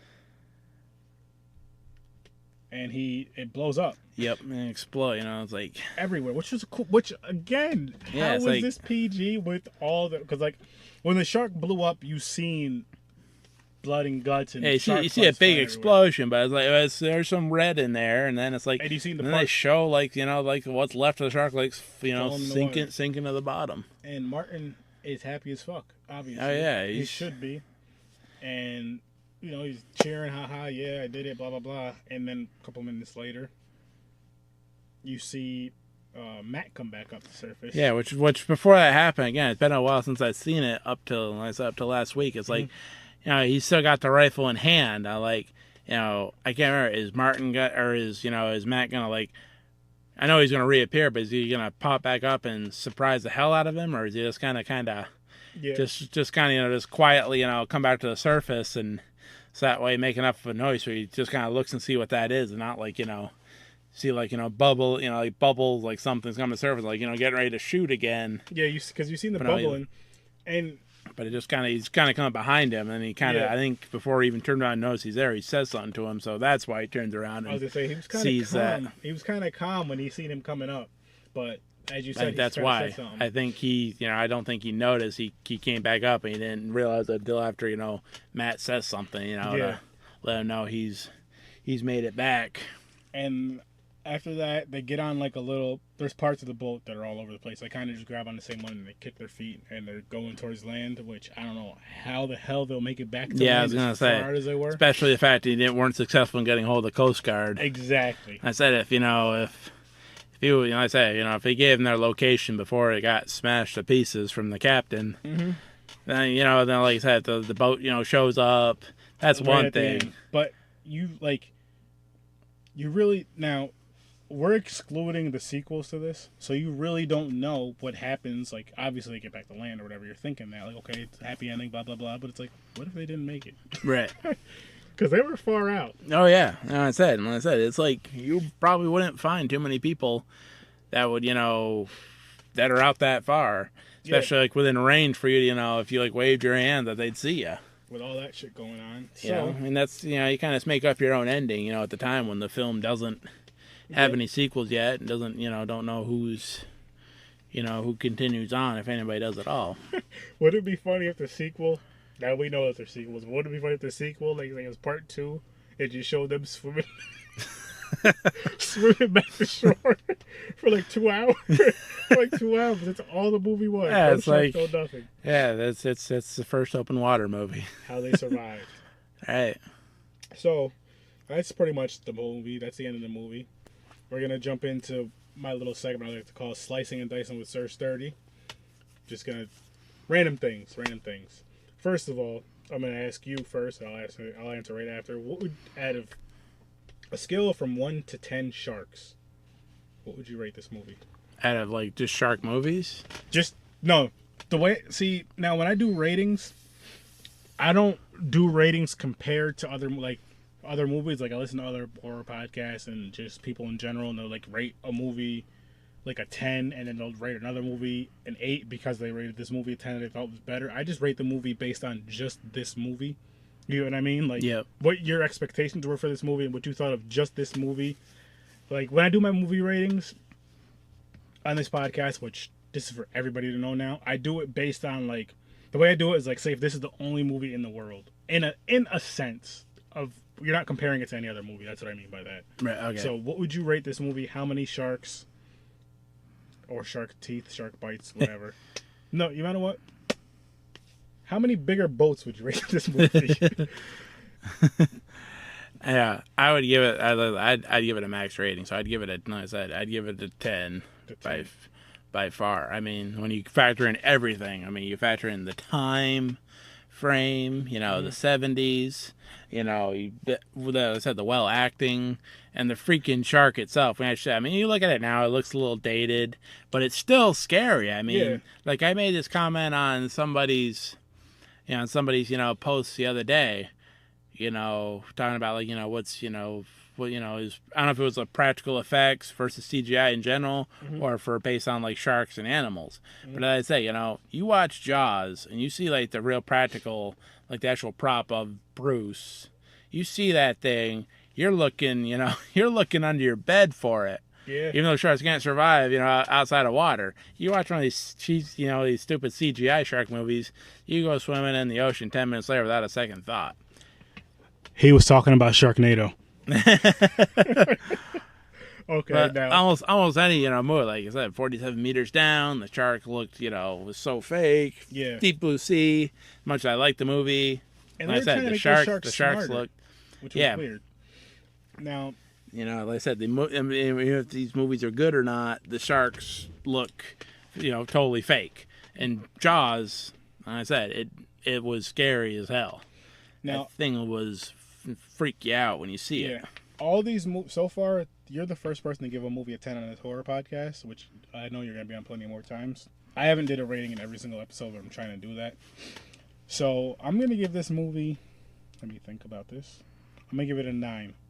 And I'm going to give it a 9 and not a perfect 10 because for its time it was amazing. Even if it came out now, I think it would still be it would hold up. Oh yeah, in my personal opinion. But I just kind of found it weird how like, and I mean, I guess it's realistic too because people are fucking stubborn. But I found it weird how after the girl shark attack, not too many people knew about that, if anybody, but the kids that were there. After the little boy got, like, the whole beach scene, the whole town knew about it then. Then, like, a couple days later, let's say, the people were right back in that fucking water. Like, that right there, I'm like, why the hell are you going back in this damn ocean? I would believe, you know, that some jackass in charge of it would open it. But I don't believe that many people would just hop right back into it. Like, the crazy thing was, it was like a beach full of people. It wasn't like, it wasn't like, usually when stuff like that happens, something crazy happens, it's usually knucklehead teenagers, like say 10 teenagers tops that go in there. They go to the place and maybe out of the 10 of them, 5 of them or 6 of them actually do it. Right. You know what I mean? But this was like the whole fucking town. Right. Again, I loved the movie. Overall, it was great, especially for its time. I think it would hold up now, but that's why I gave it a 9. And going from that, what would you change about this movie, if anything? Man, I don't know. Like I said, I thought Quint, you know, being a total pain right in the ass at the end of the movie was a little. That was always probably kind of shook me a little bit. I mean, thinking about it now, it doesn't bother me as much. But if I like just sat down and watched the movie start to finish again, just lead it to that scene, like, you know, freaking A, man, you know. You made it clear you've never taken on a shark this size before. Yeah. You know, the biggest one you ever caught is like, 16 you know, feet. Yeah, and this thing is like 10 feet bigger. Who knows how much, you know, more in weight it is. Size of it, you can tell this thing isn't, you know, just wasn't like, you know, some freak thing. You know, it's here to chow down, and so you're its next. So I was like, you know, be a little more. Like I said, I know there's always people who are stubborn like that. Yeah, but, I mean, just people like that drive me insane. You know, I know people like that. Yeah. You know, so I mean, that's just it. Maybe it's just, you know, a little personal, you know, pet peeve, but. Rob is pretty much saying He's subliminally talking to somebody. We're not going to call out any names. So whoever he's talking to, I'll give you one of these. I'm going to say, fuck you. But I get what you're saying, though. Like, he was kind of over the top when it came to breaking the radio, the CB radio and all that. Right. It's like, I know you're like hell-bent on getting this thing, but, be realistic. Be smart about it. It's not... If this was a shark you've been after for years, you finally got the bastard. Yes. And now you're after it, and you're just like, nothing's going to stop you from doing this. So you're, okay, to hell with extra help. To hell with, this boat functioning. To hell with everything. I'm right here, and it's right here with me. I'm going to get him. Mm-hmm. You don't have a personal vendetta against this thing. It's just a random shark that, is a big payday if you can take it down. Exactly. That does drive you, to be a little loony and, do everything you can to make sure you get him. But you want to be smarter than that. You haven't tried multiple times to catch this specific shark and failed. And now you're so hell-bent on it, you're just mental. You're not even thinking straight. That's what I would, if he was going to act out like that, I would have wanted a backstory with this shark and him, and he knows it, and he wants this thing no matter what, and that was what makes him a little loony. I get what you're saying, but I guess, I don't want to say in his defense, so to speak, but he's probably like, I'm the best shark killer around. I don't need no help. Like, I get what you're saying with the backstory. That would have been cool, but I'm just thinking from him. From what I think he would be thinking. He's probably thinking, like, I'm the best shark killer. You see all these fucking sharks I already killed. You see their jaws or whatever. So, I don't need no backup. Fuck that. But jumping into the question I asked you, what would I change about it? I don't want to see people eating more. As funny as that sounds, and as stupid, as crazy as that sounds, but you didn't see one person eating on the beach. And usually, I've been to a beach a few times, and we've always brought a cooler. And it's not just a black thing. Everybody brings cooler. But was it a 70s thing? I don't know. Maybe it wasn't. Maybe that wasn't the thing back then. But okay. Who knows who tailgated in football stadiums? Back in the day. Let's say that wasn't a 70s thing. Even on the boat, I feel like, as weird as that sounds, just because they were there for days, and it's not even a big important thing in the movie to change the movie. But I just feel, just them eating just a little bit more. I don't know why that's bothering me right now. And if you go to the sequel, I watched part of the sequel last night. They're doing a marathon AMC, Jaws marathon. All 4 movies they're showing. Mm-hmm. I can't watch the end. The final attack is 4 different boats out there. A bunch of teenagers, and including the ex-sheriff's kids out there as well. Yeah. And get attacked. Which, has some pretty freaky scenes as well, I thought. But, they're out, one of them's out there, trying to act, he's trying to imitate a old pirate. Mm-hmm. So, is that what was, the thing, how they acted back then? If you were out on a boat, you're young teenager out on the boat, you try to show off for your friends or for your girlfriend if she's there. Or you're out there, to... party it up, have a, bring lunch and a dinner, depending on how long you're gonna be out there, Yeah, but what was the style, what was done back then is, the question. I'll say this though, look, you go to the beach, you go swimming. I love to swim, not in a beach, in the pool. But anyways, and the reason why I bring the food thing up is, let's just say, with the beach part, you get hungry. When you're swimming, you get hungry. Oh, yeah. I didn't see any... And, again, this isn't a big turning point of the movie for me. I'm probably the only person that complains about about this in the movie. But you only see them eat one time. And that's when Matt comes to Martin's house, his and his wife's house. Yeah. And he has dinner with them, and he was uninvited, but he has dinner with them. Yeah, it's kind of halted right in, He just kind of blends in, I'm kind of cold. It's hey, I brought wine. That should earn me a plate. I'm hungry. But yeah, that was the only. I mean, I don't want to complain about the movie too much because I thought it was done real good. Between that and then so many people getting in the water after they heard about the shark attacks. Right. Now, I mean, like- and the fact that they got a shark. I mean, how many people are gonna? I mean, I'm sure some people be okay with it, but I'm not sure a lot of people, or even that many people, would. Even if you could have pulled 2 bodies out of that shark that you caught, Yeah, I'm still not sure that many people would not at all. be Maybe, okay with getting back in there. Let's say there was 500 people at the beach. Out of those 500, all 500 went in after the second shark. After the shark killer that thought was the shark killer got caught. Everybody pretty much went in the water.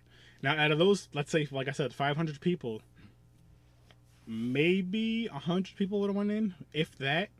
Yeah. Because a lot of people wouldn't even came to the beach. Right. The beach would have been pretty much dead. I mean, No it's pun something you already intended. think about when you go to a beach that's on the ocean. Shit, I think about you know. jellyfish, crabs, all that stuff. I don't even get to the sharks yet. That's Right. You already think about you already got these things that are in there. You don't know if you're going to come in contact and what the result's going to be if you do. Exactly. But, at the same time, like I said, 2 people are dead because of a shark. And even though you pulled out a shark and claim it's the one, even if you could prove that it absolutely is the one that killed those 2 people, I mean, I still think there would be a lot of people that would not, come back for a very long time, or would not come back at all. I don't care, like if one shark, could be a rebel and, show up and start chowing down on people, Yeah. who knows when the next one right behind him, Is it Exactly. like, like when they say in Theory in the Woods, if you see a doe, there's sure enough to be a buck right behind it.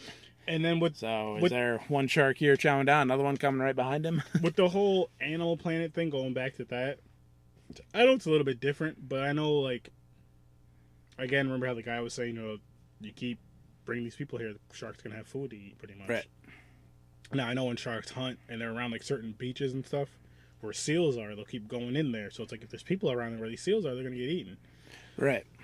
It's food. So, okay, so we said what we would change about the movie, what we liked about the movie. We gave it our ratings. You gave it a 10, I gave it a 9. Would you recommend this movie? Let's say someone who's never, ever seen this movie before. Would you say, like, you should check this movie out? It's a I good would, movie. because like I said, man, my wife doesn't like horror movies. My wife bores easily watching any kind of movie. And she made a comment to me the other day, or yesterday, like, I've never seen it before. And I'm like, seriously? I didn't say, you got to see this movie. And I said, if Netflix were a bunch of bitches and taking them all off, in February, I would have replayed it, and They really did. watch this. They really We did don't that. got to watch, 2, 3, 2, 3, and 4. But the first one. First one, you got to see at least once. I recommend that to anybody.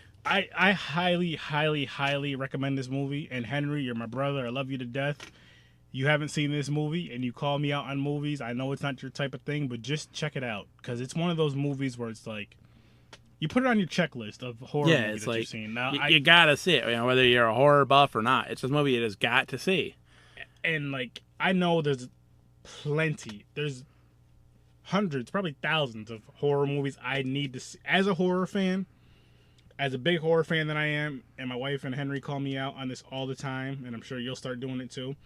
There's a lot of movies that I haven't seen that I know I need to see, that I should have seen, that I haven't seen, and I'm gonna watch here, as time goes on. But Jaws is one of those movies. It's a cult classic. It was a summer smash when it came out. It was like a summer blockbuster. It was one of the first summer blockbusters, if I'm not mistaken, that made a lot of money.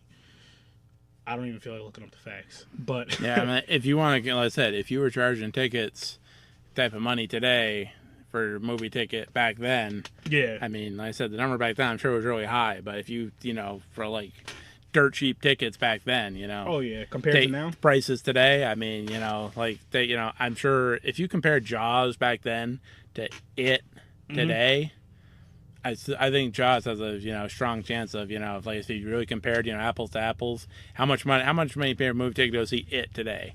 It's like true. the highest grossing horror movie of all time. But if, like I said, it was good though.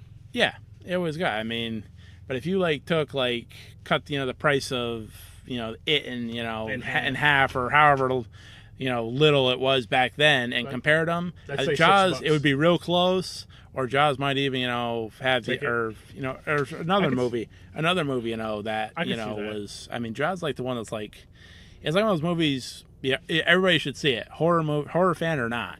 And It's not like the movie that's it's not like the thing with Jaws, it falls in the horror category for me, / suspense, which you know how they can go hand in hand. Right. But it's not really scary in a sense of like Jason or Michael. Right. I mean, And I say that because it's 100% avoidable. Stay out of the fucking ocean. exactly. I mean, yeah, it's like, I mean, if you're scare easy, I mean, you get freaked out. I mean, anything you just watch, you're going to be afraid it's going to be right there, including a damn shark, Yes. and that's going to phase away a lot quicker. The real shark can't survive out of water.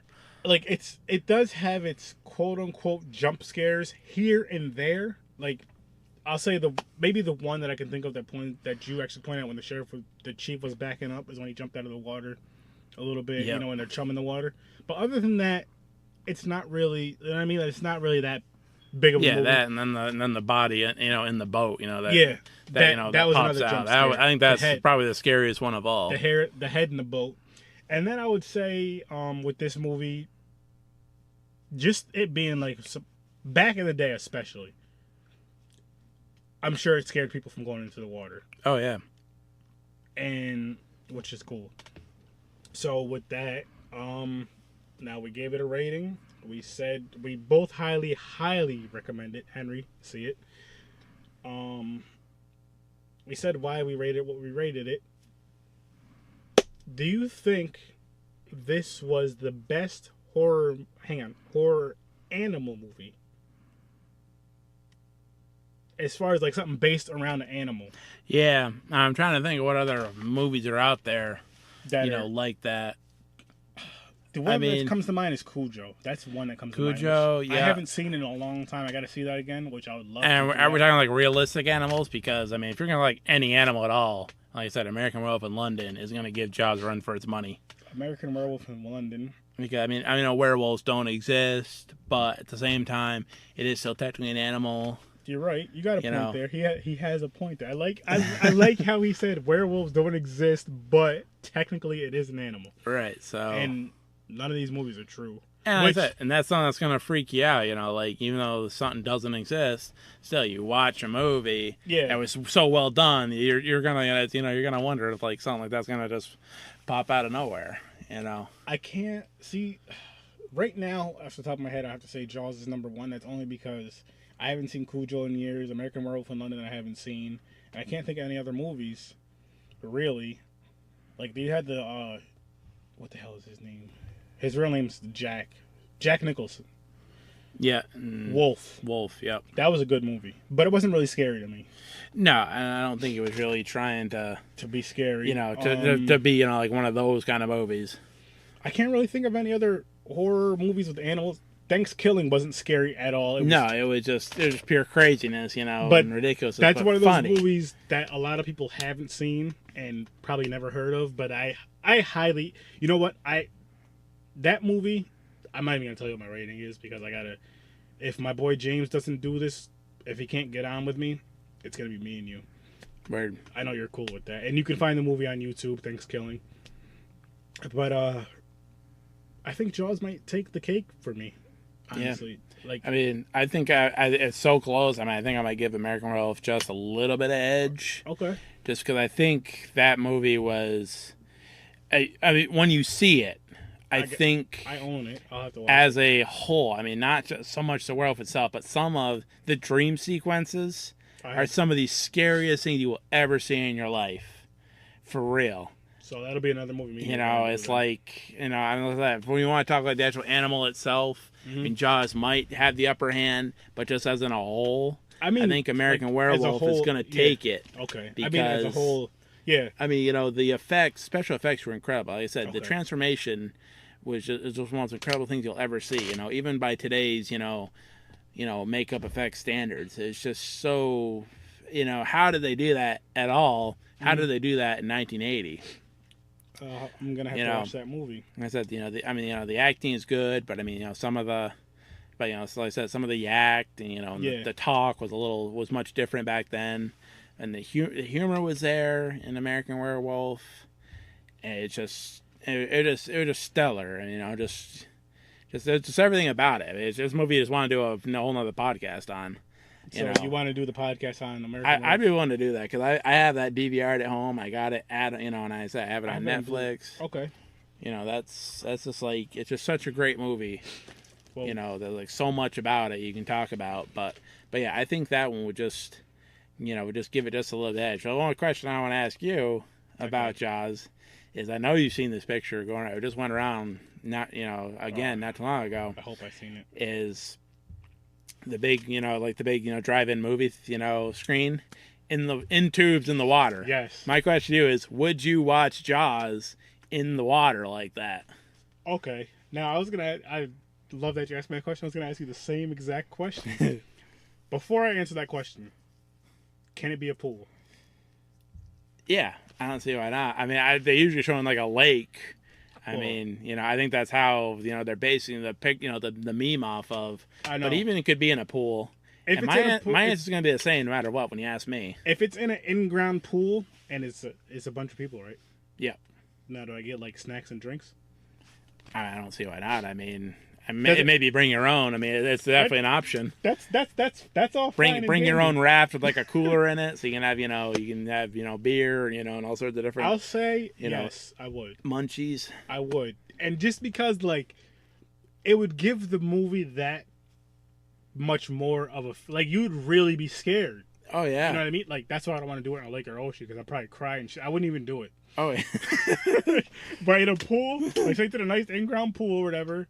Let's say it's in a nice in-ground pool, and let's say it's dark. So let's say it's indoor, so it's not so cold. Big ass screen, whatever. It's still good. You're still gonna get that scary feeling because you're in the water. You can't see. It's dark. Even though say it's only 3-4 feet of water, but you're in a raft or whatever. You're kind of floating around, chilling, eating popcorn, whatever. Yep. And there's gonna be those handful of assholes that are gonna have that little shark thing swimming around, fucking with people and grabbing people's legs. Oh yeah, so if you did it, if it was like a place that you pay to go to, get the ultimate experience. I'm sure there's gonna be some jackass who's either hired help or somebody just thinks it's a good idea to sneak it in and do that. Let's just say let's say there's a drive-in. It's like, look, we're having this. We're having this Jaws thing. We're calling it a swim-in instead of a drive-in, because the whole thing. Yeah. And we're gonna watch this. This is how you gotta watch it. This is how much it costs. You get food, drinks, whatever. I would do it. Would you do it? Like I said, whether we're talking a professional setup where it's like a drive-in, let's pay to play, or it's in a pool. My answer is gonna be the same. That is a big hell no. Hell no, because let me tell you right there, I can't believe I haven't said it sooner.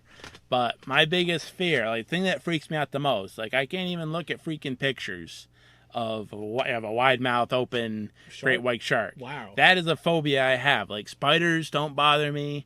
I mean, yeah, some snakes, the way they look, sometimes the way the camera captures them is a little freaky. If I'm just out, for a walk in the woods and one slithers nearby, it's like, what the hell? But you're not gonna. But I'm not, it doesn't the point where I'm gonna drop dead of a heart attack or run the other way. But when it comes to a great white shark, yeah, that I have no greater fear than that. Now jumping back to that was an excellent question, by the way. I love that question. And anybody who's listening to this podcast or watching the video, would you watch Jaws in a drive-in setting, but you're sitting in tubes in water? Yes or no? Get at us, let us know. And my thing is, I just thought of another movie, Anaconda. Oh yeah, that was, like I said, that one. What was with all the musical acts? First of all, in it. That's my first question. And why is Danny Trejo only in it for the first 5 minutes? That was Danny Trejo in the beginning, wasn't it? I don't remember. I haven't seen it in a long think time. so. He looked a lot different, back in that time, the movies he showed up in. My whole thing is, with that movie doesn't hold up. I just thought of the movie. No, that doesn't hold up with Jaws either. I mean, first of all, an anaconda is not gonna. I mean, maybe even a shark is gonna feed that much, but an anaconda is definitely not gonna feed that much. First of all, and he's not gonna break somebody's freaking neck in the first kill. And he's not going to hold on, over a waterfall and, reach down and grab somebody, coil up while his tail is hanging onto a damn tree. It's just so much is wrong with this movie. And the snake itself looked pathetic with the CGI. It looked a little better with the practical when they got up close when it didn't do much. There's another movie with a big-ass crocodile. I don't remember what the hell it was called. Lake Placid. Yes. There was a lot of them, but Lake Placid is the big one. That was the one. And there's a few more animals. Jaws definitely holds up against these movies, and I think with, you know what it is with Jaws, they had a better story around it. Oh yeah, much better acting. Like, I think better story. Anaconda could have possibly worked because that's one of my phobias is snakes and narrow, like a high narrow place and snakes in the ocean. I'm not fucking with any of those. But like I said, Lake Placid, again, if it had like a better story around it, it might have been better. But Jaws, it was just like, it was almost perfect to me. Like I said, I gave it a 9 out of 10. Right. I told you why. Because they didn't eat and because they got in the water too fast. Right. Those are my only two. Only two bugaboos. Yeah. But everything else, it was just so, it's never been anything like it before. And there's never been anything since. I mean, people get on I said, when you want to talk, slasher flicks. Yeah. I mean, you can go back. I mean, it's just, you go back to, to Jason. Mm-hmm. And it got stupid after a while. Different ways they try to bring him back and all these backstories and junk. We will get into the Jason thing on another podcast, though. I didn't mean to cut Rob off, but as you guys heard earlier, and I know I'm louder now. As you guys heard earlier, we are going to do a podcast on the full Friday the 13th franchise, and if possible, I might have a special guest calling by the name of Henry. We'll see, though. But I shouldn't have said the original. I think Michael Myers is one who really introduced that. 78, yeah, he 78, came first. Yeah. He came first, then Jason. They found a different way to do it with Jason. Then you found a completely different way, with like Invade Your Nightmares with Freddy Krueger. Which all three were cool. Yeah, and then you had, Leatherface before awesome. all them. So you found different ways to do that, to bring the slasher. Then you had Scream years down the road when the slasher theme was almost dying. You just found different ways to do it. But when it came to, to animals, especially like sharks, like you're one and done. Yeah. You're going to have a good shark movie, and then after that, you're going to have some that are good and some that are just okay and some that most are just downright pathetic. Sharknado, yep. And like I say, werewolves, same thing. You had American Werewolf in London. That kicked it off. I said you had some decent ones. Then you had some real duds. Howling was okay. It can't hold up to American werewolf, and then you got the dog with Cujo. It's like, but how many times but you can do zombies a million times because there's just almost no real wrong way to do it. True. You want to find a different way, and a lot of people have done that. Like with 28 Days Later, Zombievers. I haven't seen that. Oh my god, that movie was so bad. It was. I mean, it's stupid fun, but to me, it was just a little too stupid. But I got another one for you, and this is again. I'm not going to mention the person's name. Joe's House of Horror. Shout out to your page though. Dope, awesome horror page. Yep. Check out Horror with Sir Sturdy podcast and page. With this, right? This next question. This is the question I got shit on for. The remake. Would you... Now, I'm not... Again, in the post, the person said, what movie would you like to see remade from an older movie that hasn't been remade? I said... Ironically, I said Jaws. What I said was, it doesn't need a remake, but would you watch a remake? You know what I mean? It doesn't need a remake, but I'd like to see a remake. If it came out, I'd watch it. That's okay, I'm not gonna. I would not. I'm not gonna beg for one. No. But at the same time, if it came out, I'd check it out. I would definitely probably check it out. Would wait for Redbox or something, but I wouldn't wait. And But I'm definitely not gonna worry about. Yeah. I'm not gonna start some campaign for it. Oh hell no. But the campaign I would start is another Friday the 13th movie because I'd like to see what they could do with that. Yeah, it's like But on that note, I will say, if you're still watching, thank you for watching. If you're listening to this podcast, this is actually the longest one we've done so far. It's a little over 2 hours, according to the video part. I don't know about the audio part, but you know what? Thanks for coming, Rob.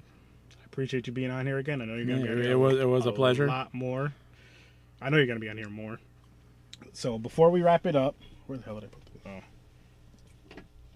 I want to do a podcast on any one of these movies with you. I want you to pick the movie though. Like I said, I could do quick rewatch. I could do on this right now, but this one really has my curiosity. This Dead Hooker in a Trunk. So that's the one.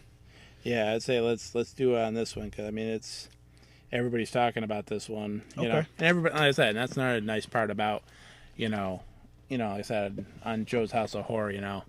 Everybody says I really like it. Briefly say why. They're like, don't go ruining everything. Yeah. Unless it's like a movie that's like 40 freaking years old. I mean, if you haven't seen Jaws by now, we ruined it for you. That's your own damn fault. Oh yeah, you should have seen this movie by now. This podcast is 100% full of spoilers. If you haven't, for those of you who, if this is your first time listening to me, or if you haven't listened to me yet, this is 100% full spoilers.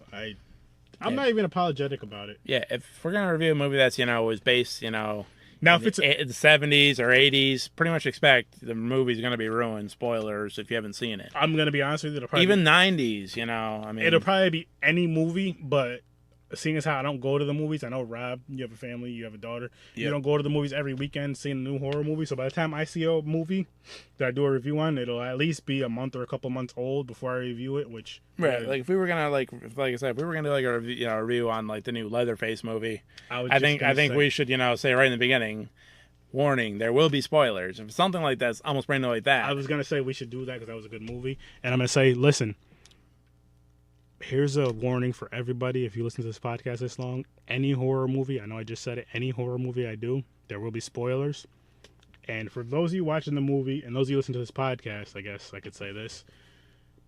I'm doing a interview with Sam Mason tomorrow on the movie. Sacrificial Pawn Productions is his production company, him and his team. But on the normal terror movie that they're making, did you see? I know you've seen that in the page here and there, like stuff I'm sharing and Sam's sharing. Mm-hmm. I'm interviewing him tomorrow. But back to me and Rob. This is the movie me and him are going to review. Do you want to do this the next time we record together? Like get a couple hours? Yeah, if you want to. I know we talked about the Friday the 13th thing, but if you want to do this, because I can put together, my, I don't have the movies in a row right off the top of my head. I'd sit down and think about it and, write them down. Like, just kind of, but I've watched every movie so many times. I'm with you.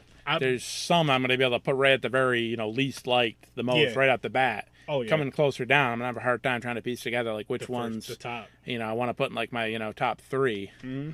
I just want to make sure I don't leave, it's 1, 2, 3. Like, it doesn't matter where they wind up. That's the most important to me. But it's like, I just feel a little disrespectful. Like the one that fall like to the 4th or 5th spot. Like, okay, maybe should that come down? So you want to do now? First, so we're gonna be doing the Dead Hooker in a Trunk. That's a movie me and Rob are gonna review next when we get a chance to. Now just to throw this out there. As a matter of fact, we can end this and then we can discuss this after. Cool. So again, do you have anything you want to say before we end this? Or nope. You good? Nope. I had a bad shout out to somebody, but we've kissed and made up, especially after Lord Douchebag on Joe's House of Horror. We all know what we're talking about here. If you're a fan of that, you follow that page, you know exactly that dipshit that wrote that post the other day, and everybody had a grand time calling him out. Yep. Lord something, and I said I'm keeping it real. I was saying Lord D-bag, but he's keeping it. Everybody even commented on my post of that, and put like a whole bunch of other names to follow it up, and that's all just as true and just as fitting. But that's where I'm keeping it. But yeah, but everybody's cool once again. We're all appreciate the same thing, and we're all on the same boat here. Loving horror, have different opinions on different movies, and that's fine and dandy. That's what it's here for. That's why it's called social media. Everybody is welcome to their own opinion, and welcome to have it, and welcome to put it there. And everybody should even say, if I don't agree, still respect it. And that's all. That's what I have to say for anybody on anything. By saying this is a horror specialty right here. That's what where I'm basing it off of. Mm-hmm. We all like our different movies, our different characters. Some of us love some things. Other of us think, others are pure garbage. But you know what? That's why the beauty of an opinion. Yeah! But to end it, again, Rob, I greatly appreciate you coming. thank you for coming and showing up. I know we're going to do this again. I can't wait to do this again. I know it's going to be another great time. Lots of laughs. And like I told him earlier, I don't know if you guys heard it, but when I record here with this horror podcast, it's always going to be live from now on because I just think it's more fun. Oh, yeah. You know, especially when people do interact. Didn't get too many interactions this time. But thank you for watching. Those who did watch out. Those who did watch. And we're going to end it here. And, again, I greatly appreciate you coming. And it was an honor. It was a good time. As always, I'll see you in your nightmare.